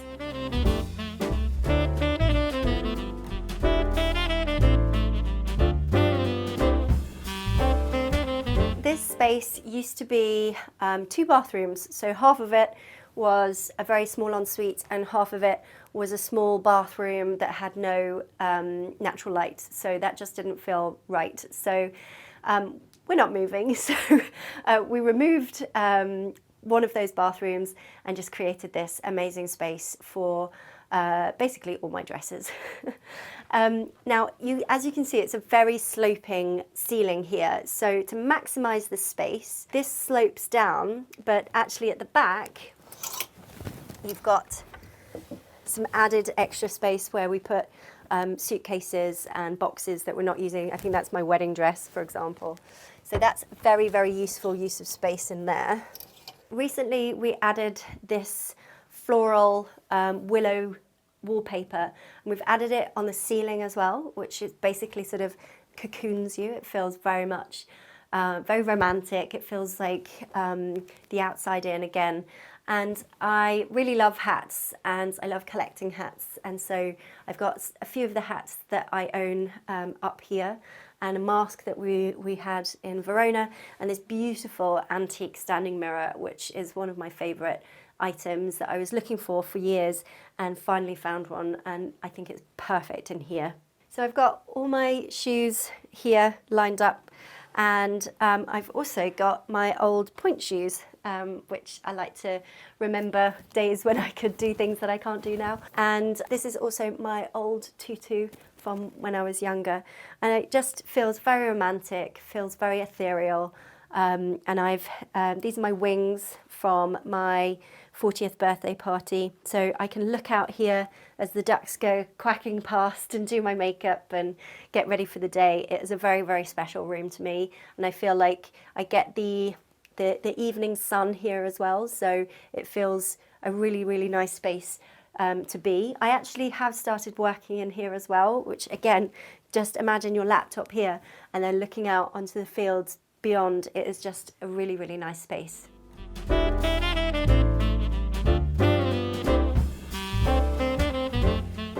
So this room is most recently done actually, And it was quite a difficult room to work out what to do with because, again, we have this huge sloping ceiling down this side of the room. And one of the things that I always think is a big bed often makes a room look bigger. So we've created these sort of like a half poster. And these I found on eBay. This is a running theme with me. And it was a 4 poster, but we've actually used 2 of the posters up in my daughter's room. So I've created this half poster here and then used this beautiful kind of almost Ottoman fabric here to create a sort of curtain-like feel. And then we've got the ruffled stars on the ceiling, which drape towards, again, the matching Ottoman of the headboard and the matching wallpaper of the stars. So the idea was that you're sort of looking up at the stars and you're feeling sort of very like an intrepid traveller. We've got the scallops here, which again just sort of remind me of that sort of Ottoman feel, that sort of just say a little bit more than something that was straight on. So I feel like that's a lovely addition to the room. So this shelf was already here. So I suspect like this is hiding some pipe work. So we added a new shelf above just to sort of obviously continue the theme. And then we've added a load of books and some objects of interest and a lot of different artwork. Got a shell on the wall here. And for me, I really wanted this room to feel like someone had been traveling for the last 15 years and they just collected lots of different things along the way and then just stuck them on the shelves and in the walls. And I feel like it's a really romantic room and it feels really special to sleep in here. And then I added this beautiful, this is just a velvet ribbon that I found in my local haberdashery, and then I bought these antique little studs that go just to add a little bit more interest to the shelf and just break it up a little bit. And then these beautiful faux bamboo chairs. I'm obsessed with a faux bamboo chair. You'll find them in every room in the house because when I see them, I have to buy them. They're just so gorgeous. They're not very practical because they're so old. They're sort of 1800s. So you can't hugely sit on them a lot, but they're beautiful for a kind of backdrop and look great against this, creating lots of knickknacks and that feeling of adventure and travel. We've got stars everywhere on the ceiling in here, so I've also added a star light, which again just ties in with that idea of, you know, being on a trip and looking up at the stars and falling to sleep in front of the stars. My career path has been very varied, and so I started off at university in King's College London, where I studied war studies, which might seem bizarre, but I'm a military history buff and I have always been. So that's where I started. I was going to join the Foreign Office. I started my Foreign Office exams, but this was, 2006, and back then jobs were actually quite hard to come by and I was desperate for money. I didn't have the money to pay for the internet, so I was like going into university to look for jobs.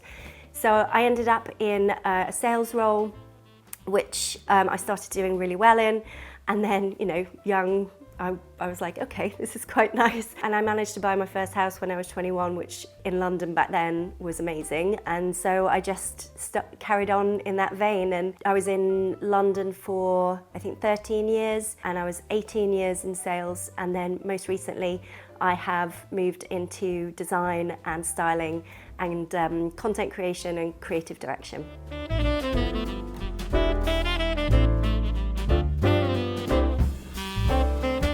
So this bathroom used to be a bedroom, but we felt it was really important to have a family bathroom that we could all use. On the floor, I have used a rug. It is vintage, but not precious. So it doesn't matter, you know, obviously bathrooms aren't the ideal place for a rug, but I think if you can pick up one for a reasonable price, do it, because it just adds that beautiful richness, and you can pad out and your feet onto cold stone or wood. This beautiful roll top bath was here when we moved in. And then I've added, this is an old cabinet that actually should sit on the wall, but I picked this up because of this incredible original wallpaper inside, which I knew I had to have it as soon as I found it. And then it's a little bit less full than it usually is because I've used loads of shelves for decorating for Christmas outside, but this is usually absolutely crammed full of trinkets and shells and candles that I've picked up over the years. Every time we go to the beach, we beach comb and we just add loads more. And I really love natural sponges. It just creates such a lovely texture in a bathroom. So I love adding those. And then I've added a really bold curtain in here, which again, curtains aren't normally associated with bathrooms, but when you pull this across and you're having a bath, it feels so homely and romantic. So this is from Volga linen. It's really, really thick, really textured, and just adds that sort of bold colour to the bathroom that I love. And then stripes. I love a stripe. So we've added some stripes here with a towel and a little side table for your cup of tea or glass of wine in the bath. One of my favourite things in here is this sink/vanity. And this was probably one of the best finds that I've found on eBay because it was already converted. So this is an old antique walnut chest of drawers, which is beautiful. It is one of the most beautiful walnuts I've ever seen. And then someone had already put on this amazing marble top with 2 sinks. And to change them, it can be quite sort of expensive and also obviously a bit of a pain, but actually having this already done, I was like, okay, win. So we had this shipped over, which was fantastic. And then we just added like loads of bits and bobs. So again, I like to put all my face stuff into antique cup glass bottles. So everything feels a little bit more luxurious. And then everything else that is plastic is just shoved in the drawers out of the way. So I really love this. These taps are raw brass, so they do patina over time, and that was kind of the point. I absolutely love these. Really lovely addition to the bathroom, just adds that kind of vintage look as well.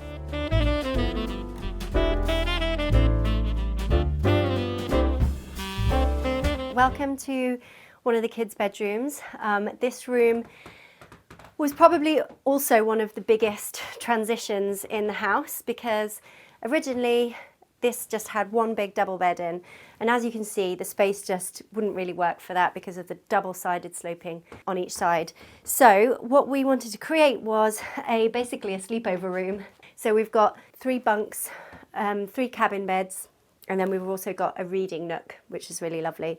So reading nook, just a throw on the floor and then a load of cushions, and we can all pile in there and read our books together. And we've got this kind of theatrical theme going on here. You can also close these so they can play in there and do dens and all sorts, which happens quite often. And then this is a very large sort of storage area, which I've just covered with an old naval Union Jack, which hides a multitude of sins. And then we've got the main cabin beds. So I wanted to create something that felt a little bit sort of folky, Scandi kind of feel, but also quite British. So this is the folk kind of art which I've drawn on the beds, which gives that kind of feel of the sort of Nordic Scandi cabin beds, which is so iconic. But then I've added some vintage flags and then just sort of ruched them to create this draping look. And we've got these amazing lights, which are really fun, which means they're just little reading lights. So my son can read in here very easily. And then he's got all his trinkets and bits and bobs, his old case, and he likes collecting treasures. So he's got like some crystals, and so anyway, all his medals. Kids' room has still got to be a kids' room, hasn't it? And then I've added just a beautiful stocking for Christmas and these little puppets, which I find just really, really fun, just to add a little bit of that more kind of like circus theme in here. And there's another bed here, of course. We created a little window nook between the 2 beds. So when there is a sleepover happening, the kids can chat through the window, which is quite fun. This year we've added a tree in the kids' room, so they basically did what they wanted here and added whatever was left over from the other tree. So there's loads of candy canes and like fun little bits that the kids liked in particular, but nice to add a little bit of fun, and we might be a couple of presents under the Christmas tree on Christmas morning perhaps. And then this is an old library faux bamboo bookshelf. These are really, really hard to come by, but I knew that I wanted one in here because they are so good for low level bookshelving. I was totally lucked out on this. It was £60. They usually go for about, well, I mean, at least 5 times more than that. So really, really happy to get that. And you know, it is quite chaotic, but they read, I mean, I'm not going to stop them reading. If there's books everywhere, there's books everywhere. So he is an absolute bookworm. So there's all sorts of books here, but I love the fact that it gets used. And loads of books on this little chair as well. We had this soldier painted, not by me, I'm not very good at people, this soldier on the wardrobe, which opens up into a little sloping wardrobe for all my son's little shirts. I think home to me means family and stories. So the stories that have gone before in this house, so 300 years ago, what were the stories being told here? What are the stories that we're writing now? And what are the stories that are to come in our future when, you know, when we've got grey hair and we're bringing our grandchildren here? Thanks for coming, Homeworthy. So glad you came to have a look at the house. Now, got to go and put these girls to bed.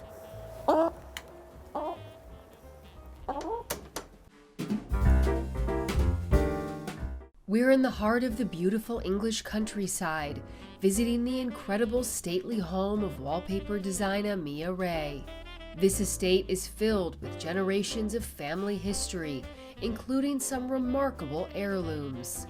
And some chairs from the coronation of Queen Elizabeth II in 1952 or 3, I think. Mia has been preparing the house for Homeworthy's arrival, making sure everything feels warm, inviting, and perfectly festive for the holiday season. Last night, we're in slight panic, but we got it together last minute.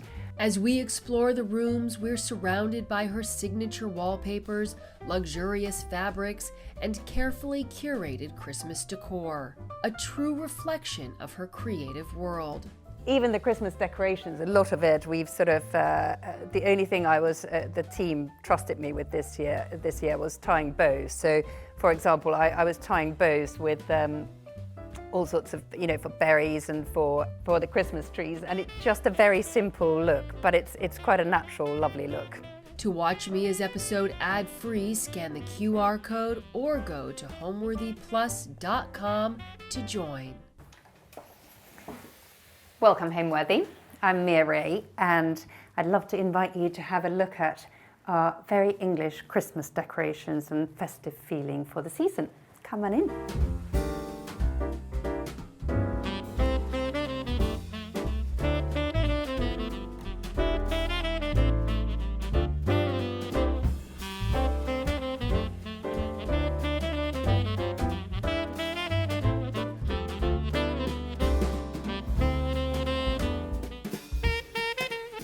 This Christmas, Homeworthy invites you into a season of wonder. Over the next 25 days, we're stepping into homes that sparkle with holiday cheer, where garlands tumble from mantels, ornaments hang like tiny treasures, and every corner comes alive with joy, merriment, and the spirit of the season.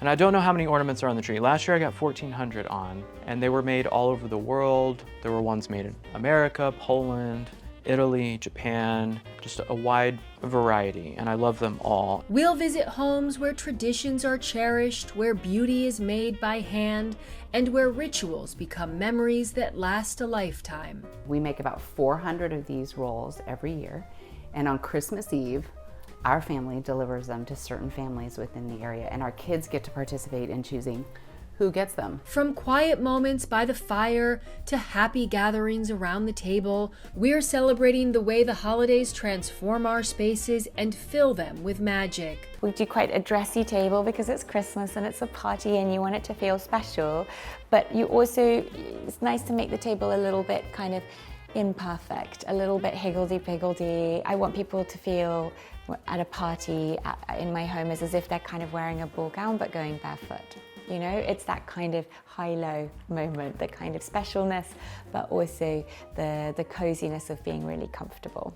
So pour something warm, settle in, and join us for Homeworthy's 25 Days of Christmas, a season-long celebration of holiday magic. To watch Homeworthy's entire Christmas collection ad-free, visit homeworthyplus.com or scan the QR code on screen. You're watching Homeworthy, where we believe every home has a story. Hello, this is Mia Reay. I'm a wallpaper designer and a fabric designer, and we are at our country home in Lancashire in England called Whittington Hall.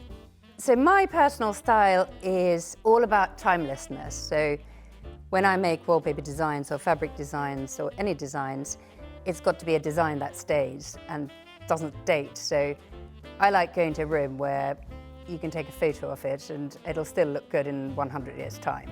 Because I think good design just has staying power, generally, whether it's modern or old or whatever else. If it stays and is good with the test of time, it's good design. So, because we inherited a lot of things, you can't blitz a room in this kind of house, so you just have to add to it, and you don't want to lose the character either. So, for example, the room that we're sitting in now has my Utopia wallpaper in, but it's there with these old Colfax curtains, and it just goes because, Basil, do you mind? And it just goes because the colours are very broken, sort of gentle colours, so you just layer it on. The thing I love most about this home is the fact that it comes alive when there's people in it. So when we have weekends full of children, teenagers, adults, grandparents, I mean the whole shebang, that's when it comes alive, and that's when this kind of house really is at its best.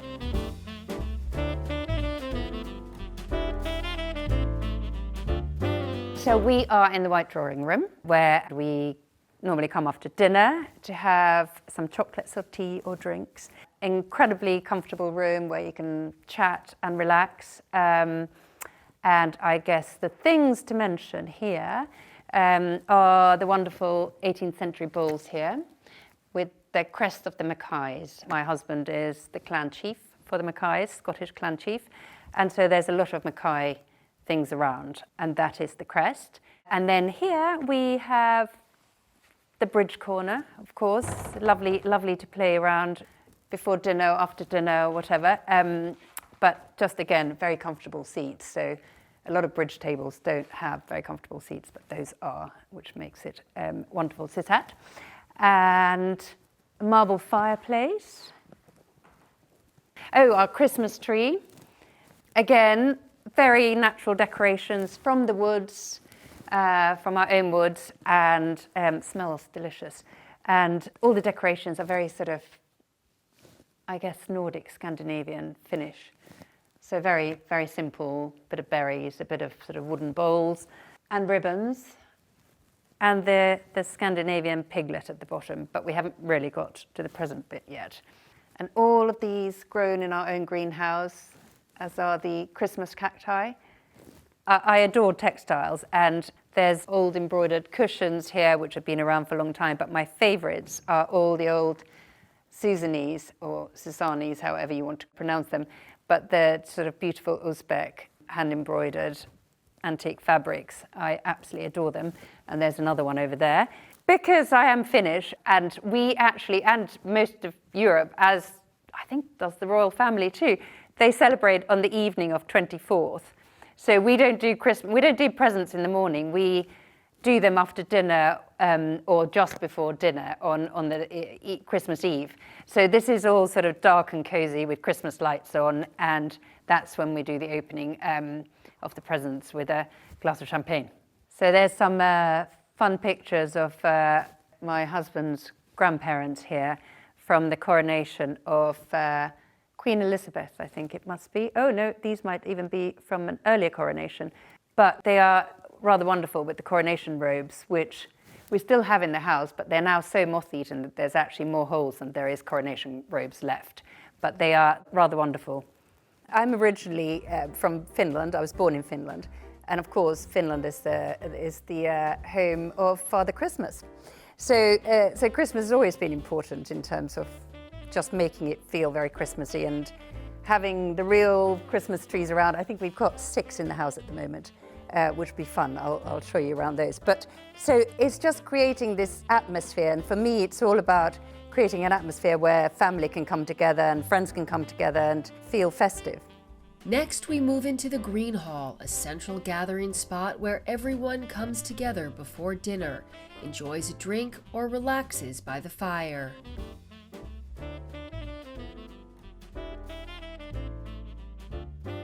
So we have some more Christmas trees here. Not going to mention the bows again because I did spend a lot of time on them, but all very natural, all from our woods. We've got some branches. That is the original main entrance to the house. And so this in the olden days used to be an entrance hall where the butler would take your bags and take them somewhere. But now it's our sort of cozy get together, have a drink, read newspapers room. And again, the fireplace, all the decorations straight from the garden. We've got some dried oranges and we've got all sorts of things. And then we have this wonderful greenhouse where we keep flowers. And we just, and it's a heated greenhouse, it's a rather large one. And we bring the flowers and the trees here when we've got guests, which is quite fun. So a lot of the furniture is family things. A lot of it is inherited. The room was, and a lot of the house was done up by my father-in-law and his wife, Tora and Hugh Reay, and they worked together with Piers von Westenholz, who is a fabulous interior designer and has obviously done a lot for the king, etc. But so it's a lot of the lovely fabrics and the curtains are from that time, and a lot of the furniture is just put together. I have rehung about 300 to 500 pictures here, but it's all old things, really. Just a lot of entertaining, and weekend start by everybody coming down before dinner, and it's so many memories of so many weekends and so many weekdays and so many festive seasons. It's really lovely. And of course, it's overlooked by a lot of rather ugly relatives. If you look around, they're sort of everywhere, sort of done in the Dutch style, where they have an enormous nose and enormous forehead and eyes are really close to each other. But I'm hoping that people didn't actually look like that. But there's plenty of them around on the top, and they're all overlooking us. So I'm sure they're part of the fun.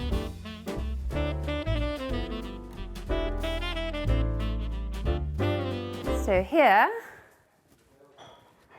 is the dining room, the festive dining room, where everything apart from the fresh roses everything's been collected from the garden, or those lovely, now I can't remember the name, of course, the Latin name, but those lovely dried flowers we did last summer in the garden, and we dried them up in the wood chipper storage. And it's got, I know it's England in the winter, middle of the winter, but it has a rather wonderful view, this room. If you can see it, normally it's full of sheep, but they might be too cold, or not like the rain as is happening. So the dining room has my husband Aeneas on the wall, and before Aeneas there was someone called Eric. And Eric gambled about sort of half of northern Scotland with a throw of dice, and of course lost that game. So Eric went to the billiard room and my husband came in. This place setting is ready for Christmas.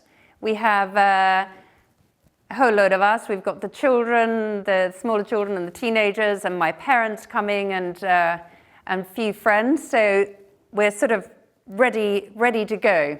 Well, the pots, the beautiful old Chinese sort of pots from 18th century, 19th century.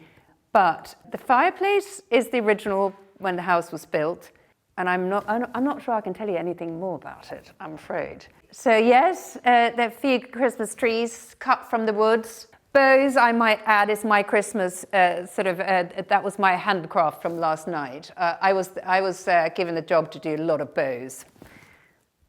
So I'm afraid I can't take credit for much else apart from the bows. This house was built in early 19th century, 1830s, and my father-in-law lived in it before my husband inherited it.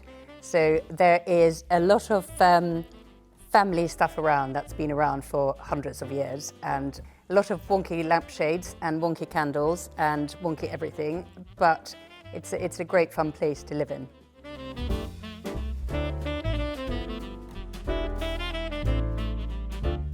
Welcome to the library, which is very much the room that we watch TV in and just relax and lounge, and we do a bit of family games here too.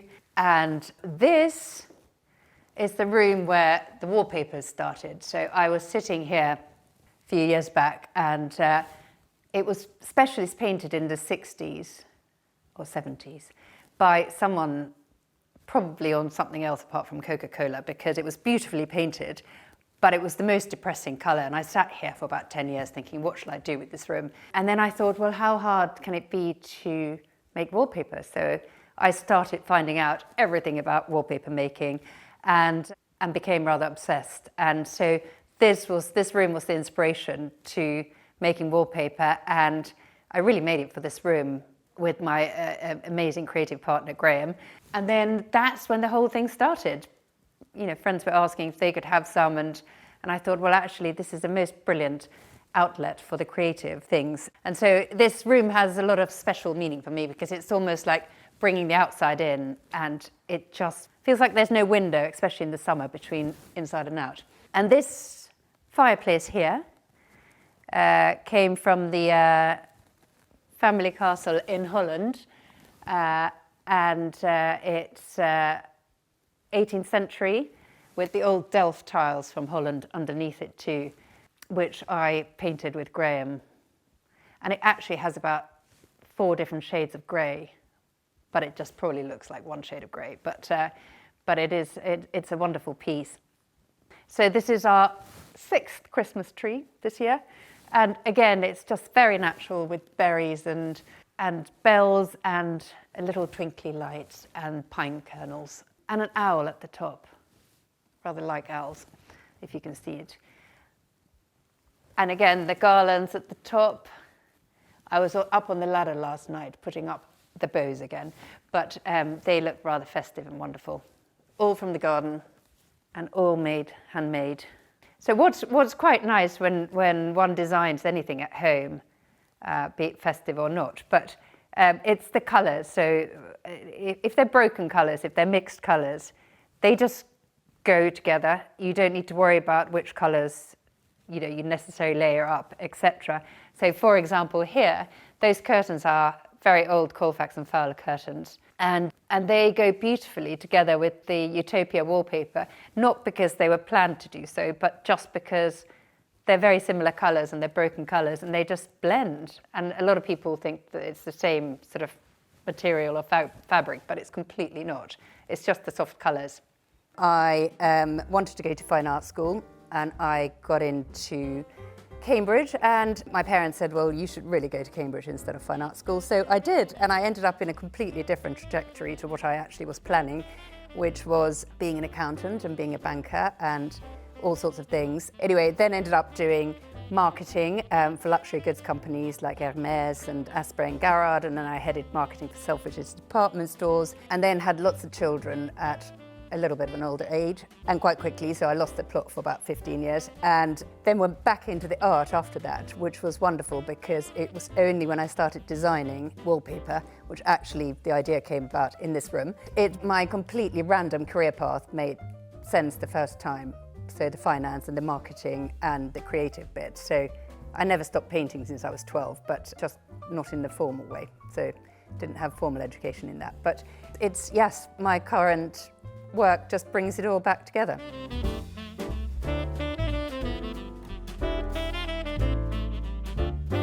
Welcome to the side entrance to the house. So this is the entrance that we actually use the most, which goes straight to the kitchen, but it's not the main entrance. But we sort of like it the most because it's very cozy. And of course, it has my Baccara wallpaper on the walls, which makes me happy every time I walk in. So quite selfishly, I like this entrance. And there's a sort of old Mackay banner from some wars, Mackay clan banner, which is quite fun. And this one is a great one. There was a grandfather or great-grandfather who was about, I don't know, 6'11" or something, 2 meters, 10 centimeters, whatever that is, like those sort of American basketball players. So his walking stick is about the height of me. And I'm not very tall, but I'm not very short either. So you can tell it's a fun bit of kit. And I will take you through to the kitchen.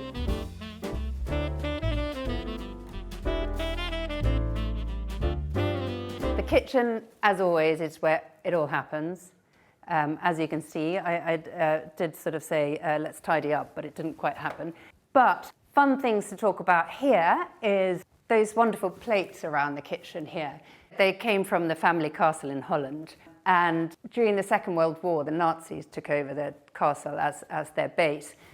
And so Aunt Pussy, that's what she was called, and I don't even know her real name, had all those white plates and all the silver dug into the ground, and it was hidden during the First World War. And when the Nazis left the castle, it was dug up again. So it's got a fun story, those plates, and they're rather beautiful, I think. And then my favourite item of the house are my very old IKEA stackable chairs that I've put cushions on.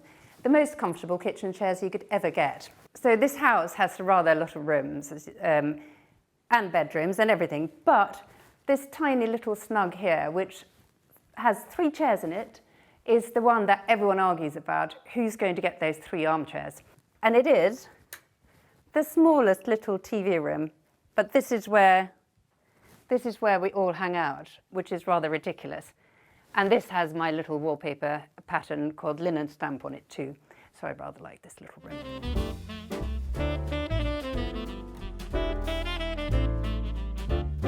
So there's a little guest cloakroom here near the kitchen with all the original tiling from when the house was built and the original floors. And my Pishwa Lotus wallpaper in antique gold, and it actually, weirdly enough, again, goes with whatever was there. It's a charming combination. And again, some Mackay men in the middle. The idea for all the Christmas decorations really this year is that it's all homemade. So everything that you see around us today is from the estate, from the woods, from the garden, except for a few of the fresh flowers, which we sadly couldn't grow here. But even the Christmas decorations, a lot of it, we've sort of, the only thing the team trusted me with this year was tying bows. So, for example, I was tying bows with all sorts of, for berries and for the Christmas trees. And it's just a very simple look, but it's quite a natural, lovely look.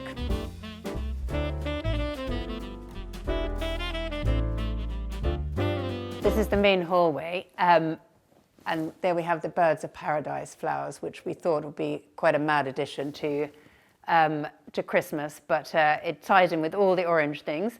But all again, homegrown, homemade, home put together. Last night, we're in slight panic, but we got it together last minute. So this Gothic chandelier is rather fun, and it was made in about 1820s, and it was brought here by my father-in-law. But it looks quite appropriate in that stairway. I'm rather proud of the team for having made these beautiful garlands going up and the flower arrangements. And some chairs from the coronation of Queen Elizabeth II in 1952 or 3, I think.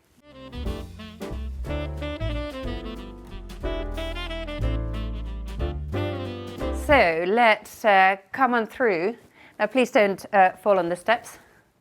So this room here is one of our guest rooms, and the house has a lot of big windows, but it is covered in my Queen's necklace wallpaper, and it has rather a wonderful story because this pattern.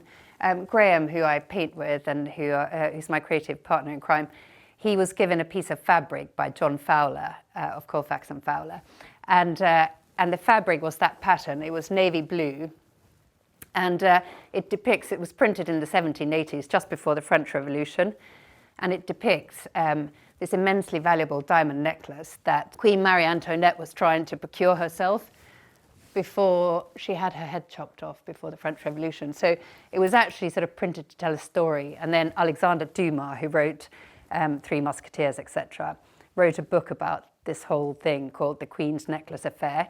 So it's a rather fun story to have on your walls because it actually means something. But it looks like a very modern pattern, but it was printed in the 1780s. So this is very comfortable room, and can you imagine needlepoint rug of this size? Some ladies, I presume, would have sat there for years making these things. I would not have the patience, but they are rather amazing. Again, these are very old Colfax and Fowler curtains, and completely by an accident, they again go with the wallpaper because of the colours just being mixed soft colours. And so I never, thankfully, needed to start changing them. So the view, the area around here, the light changes constantly. So it's it has a lot of artists living here because the light is just beautiful. And of course, you're filming at rather a rainy day, but it is very lovely, the undulating hills. And if you go a little bit further up there, it starts almost looking like a moorland in Scotland. So there's a lot of beautiful landscape around here, and sort of dry stone walls. Very Beatrix Potter, who originally lived near here too, up in the Lake District, which is we're about 15 minutes from Lake Windermere. So really wonderful, unspoiled England, which makes such a nice change to being in London half the time. So I adore just not seeing anything but these hills and some sheep and just quietness.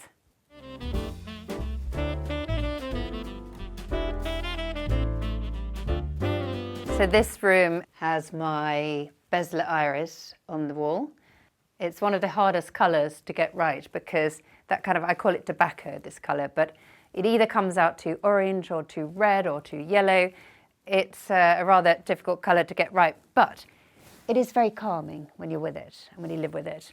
And again, completely random curtains, well, not random, I mean nice curtains, but random colour to go with it, but it just sort of goes. So nothing was changed here. This is all sort of old fabrics together with very wonky pictures. I just realised I sort of makes it feel a bit wonky. I think I need to fix those a bit later. But very comfortable room again, and with the really beautiful view of the hills and the sheep when they're out there. Let me take you to another room. So another fun guest room. Now, I'm afraid there was a bit of a flood up here, but you get quite fit going up and down these stairs. No need to go to the gym.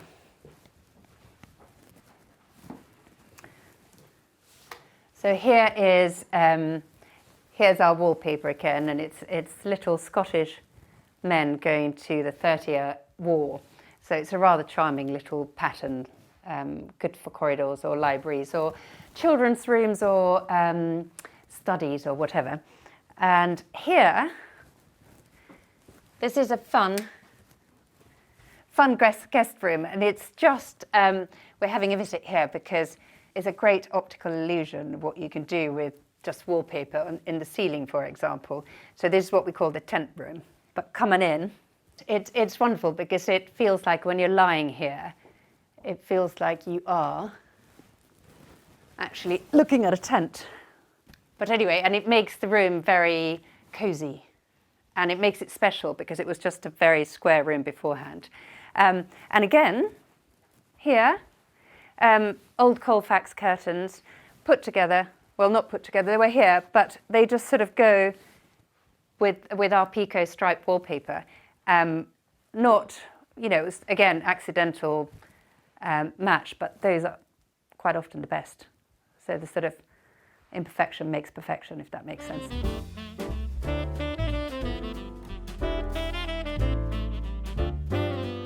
So it is what we call the tree bathroom, and it has our Drottningholm tree wallpaper on it. But it is rather wonderful because it has a bath in the middle of it with windows all three sizes. So you can, when it's nice weather, you can just look around and hopefully wave at someone in the next turret whilst you're in the bath. But it's a great bathroom to relax in. It's very nice, and especially in the summer when the sort of trees are out and the flowers are out and etc.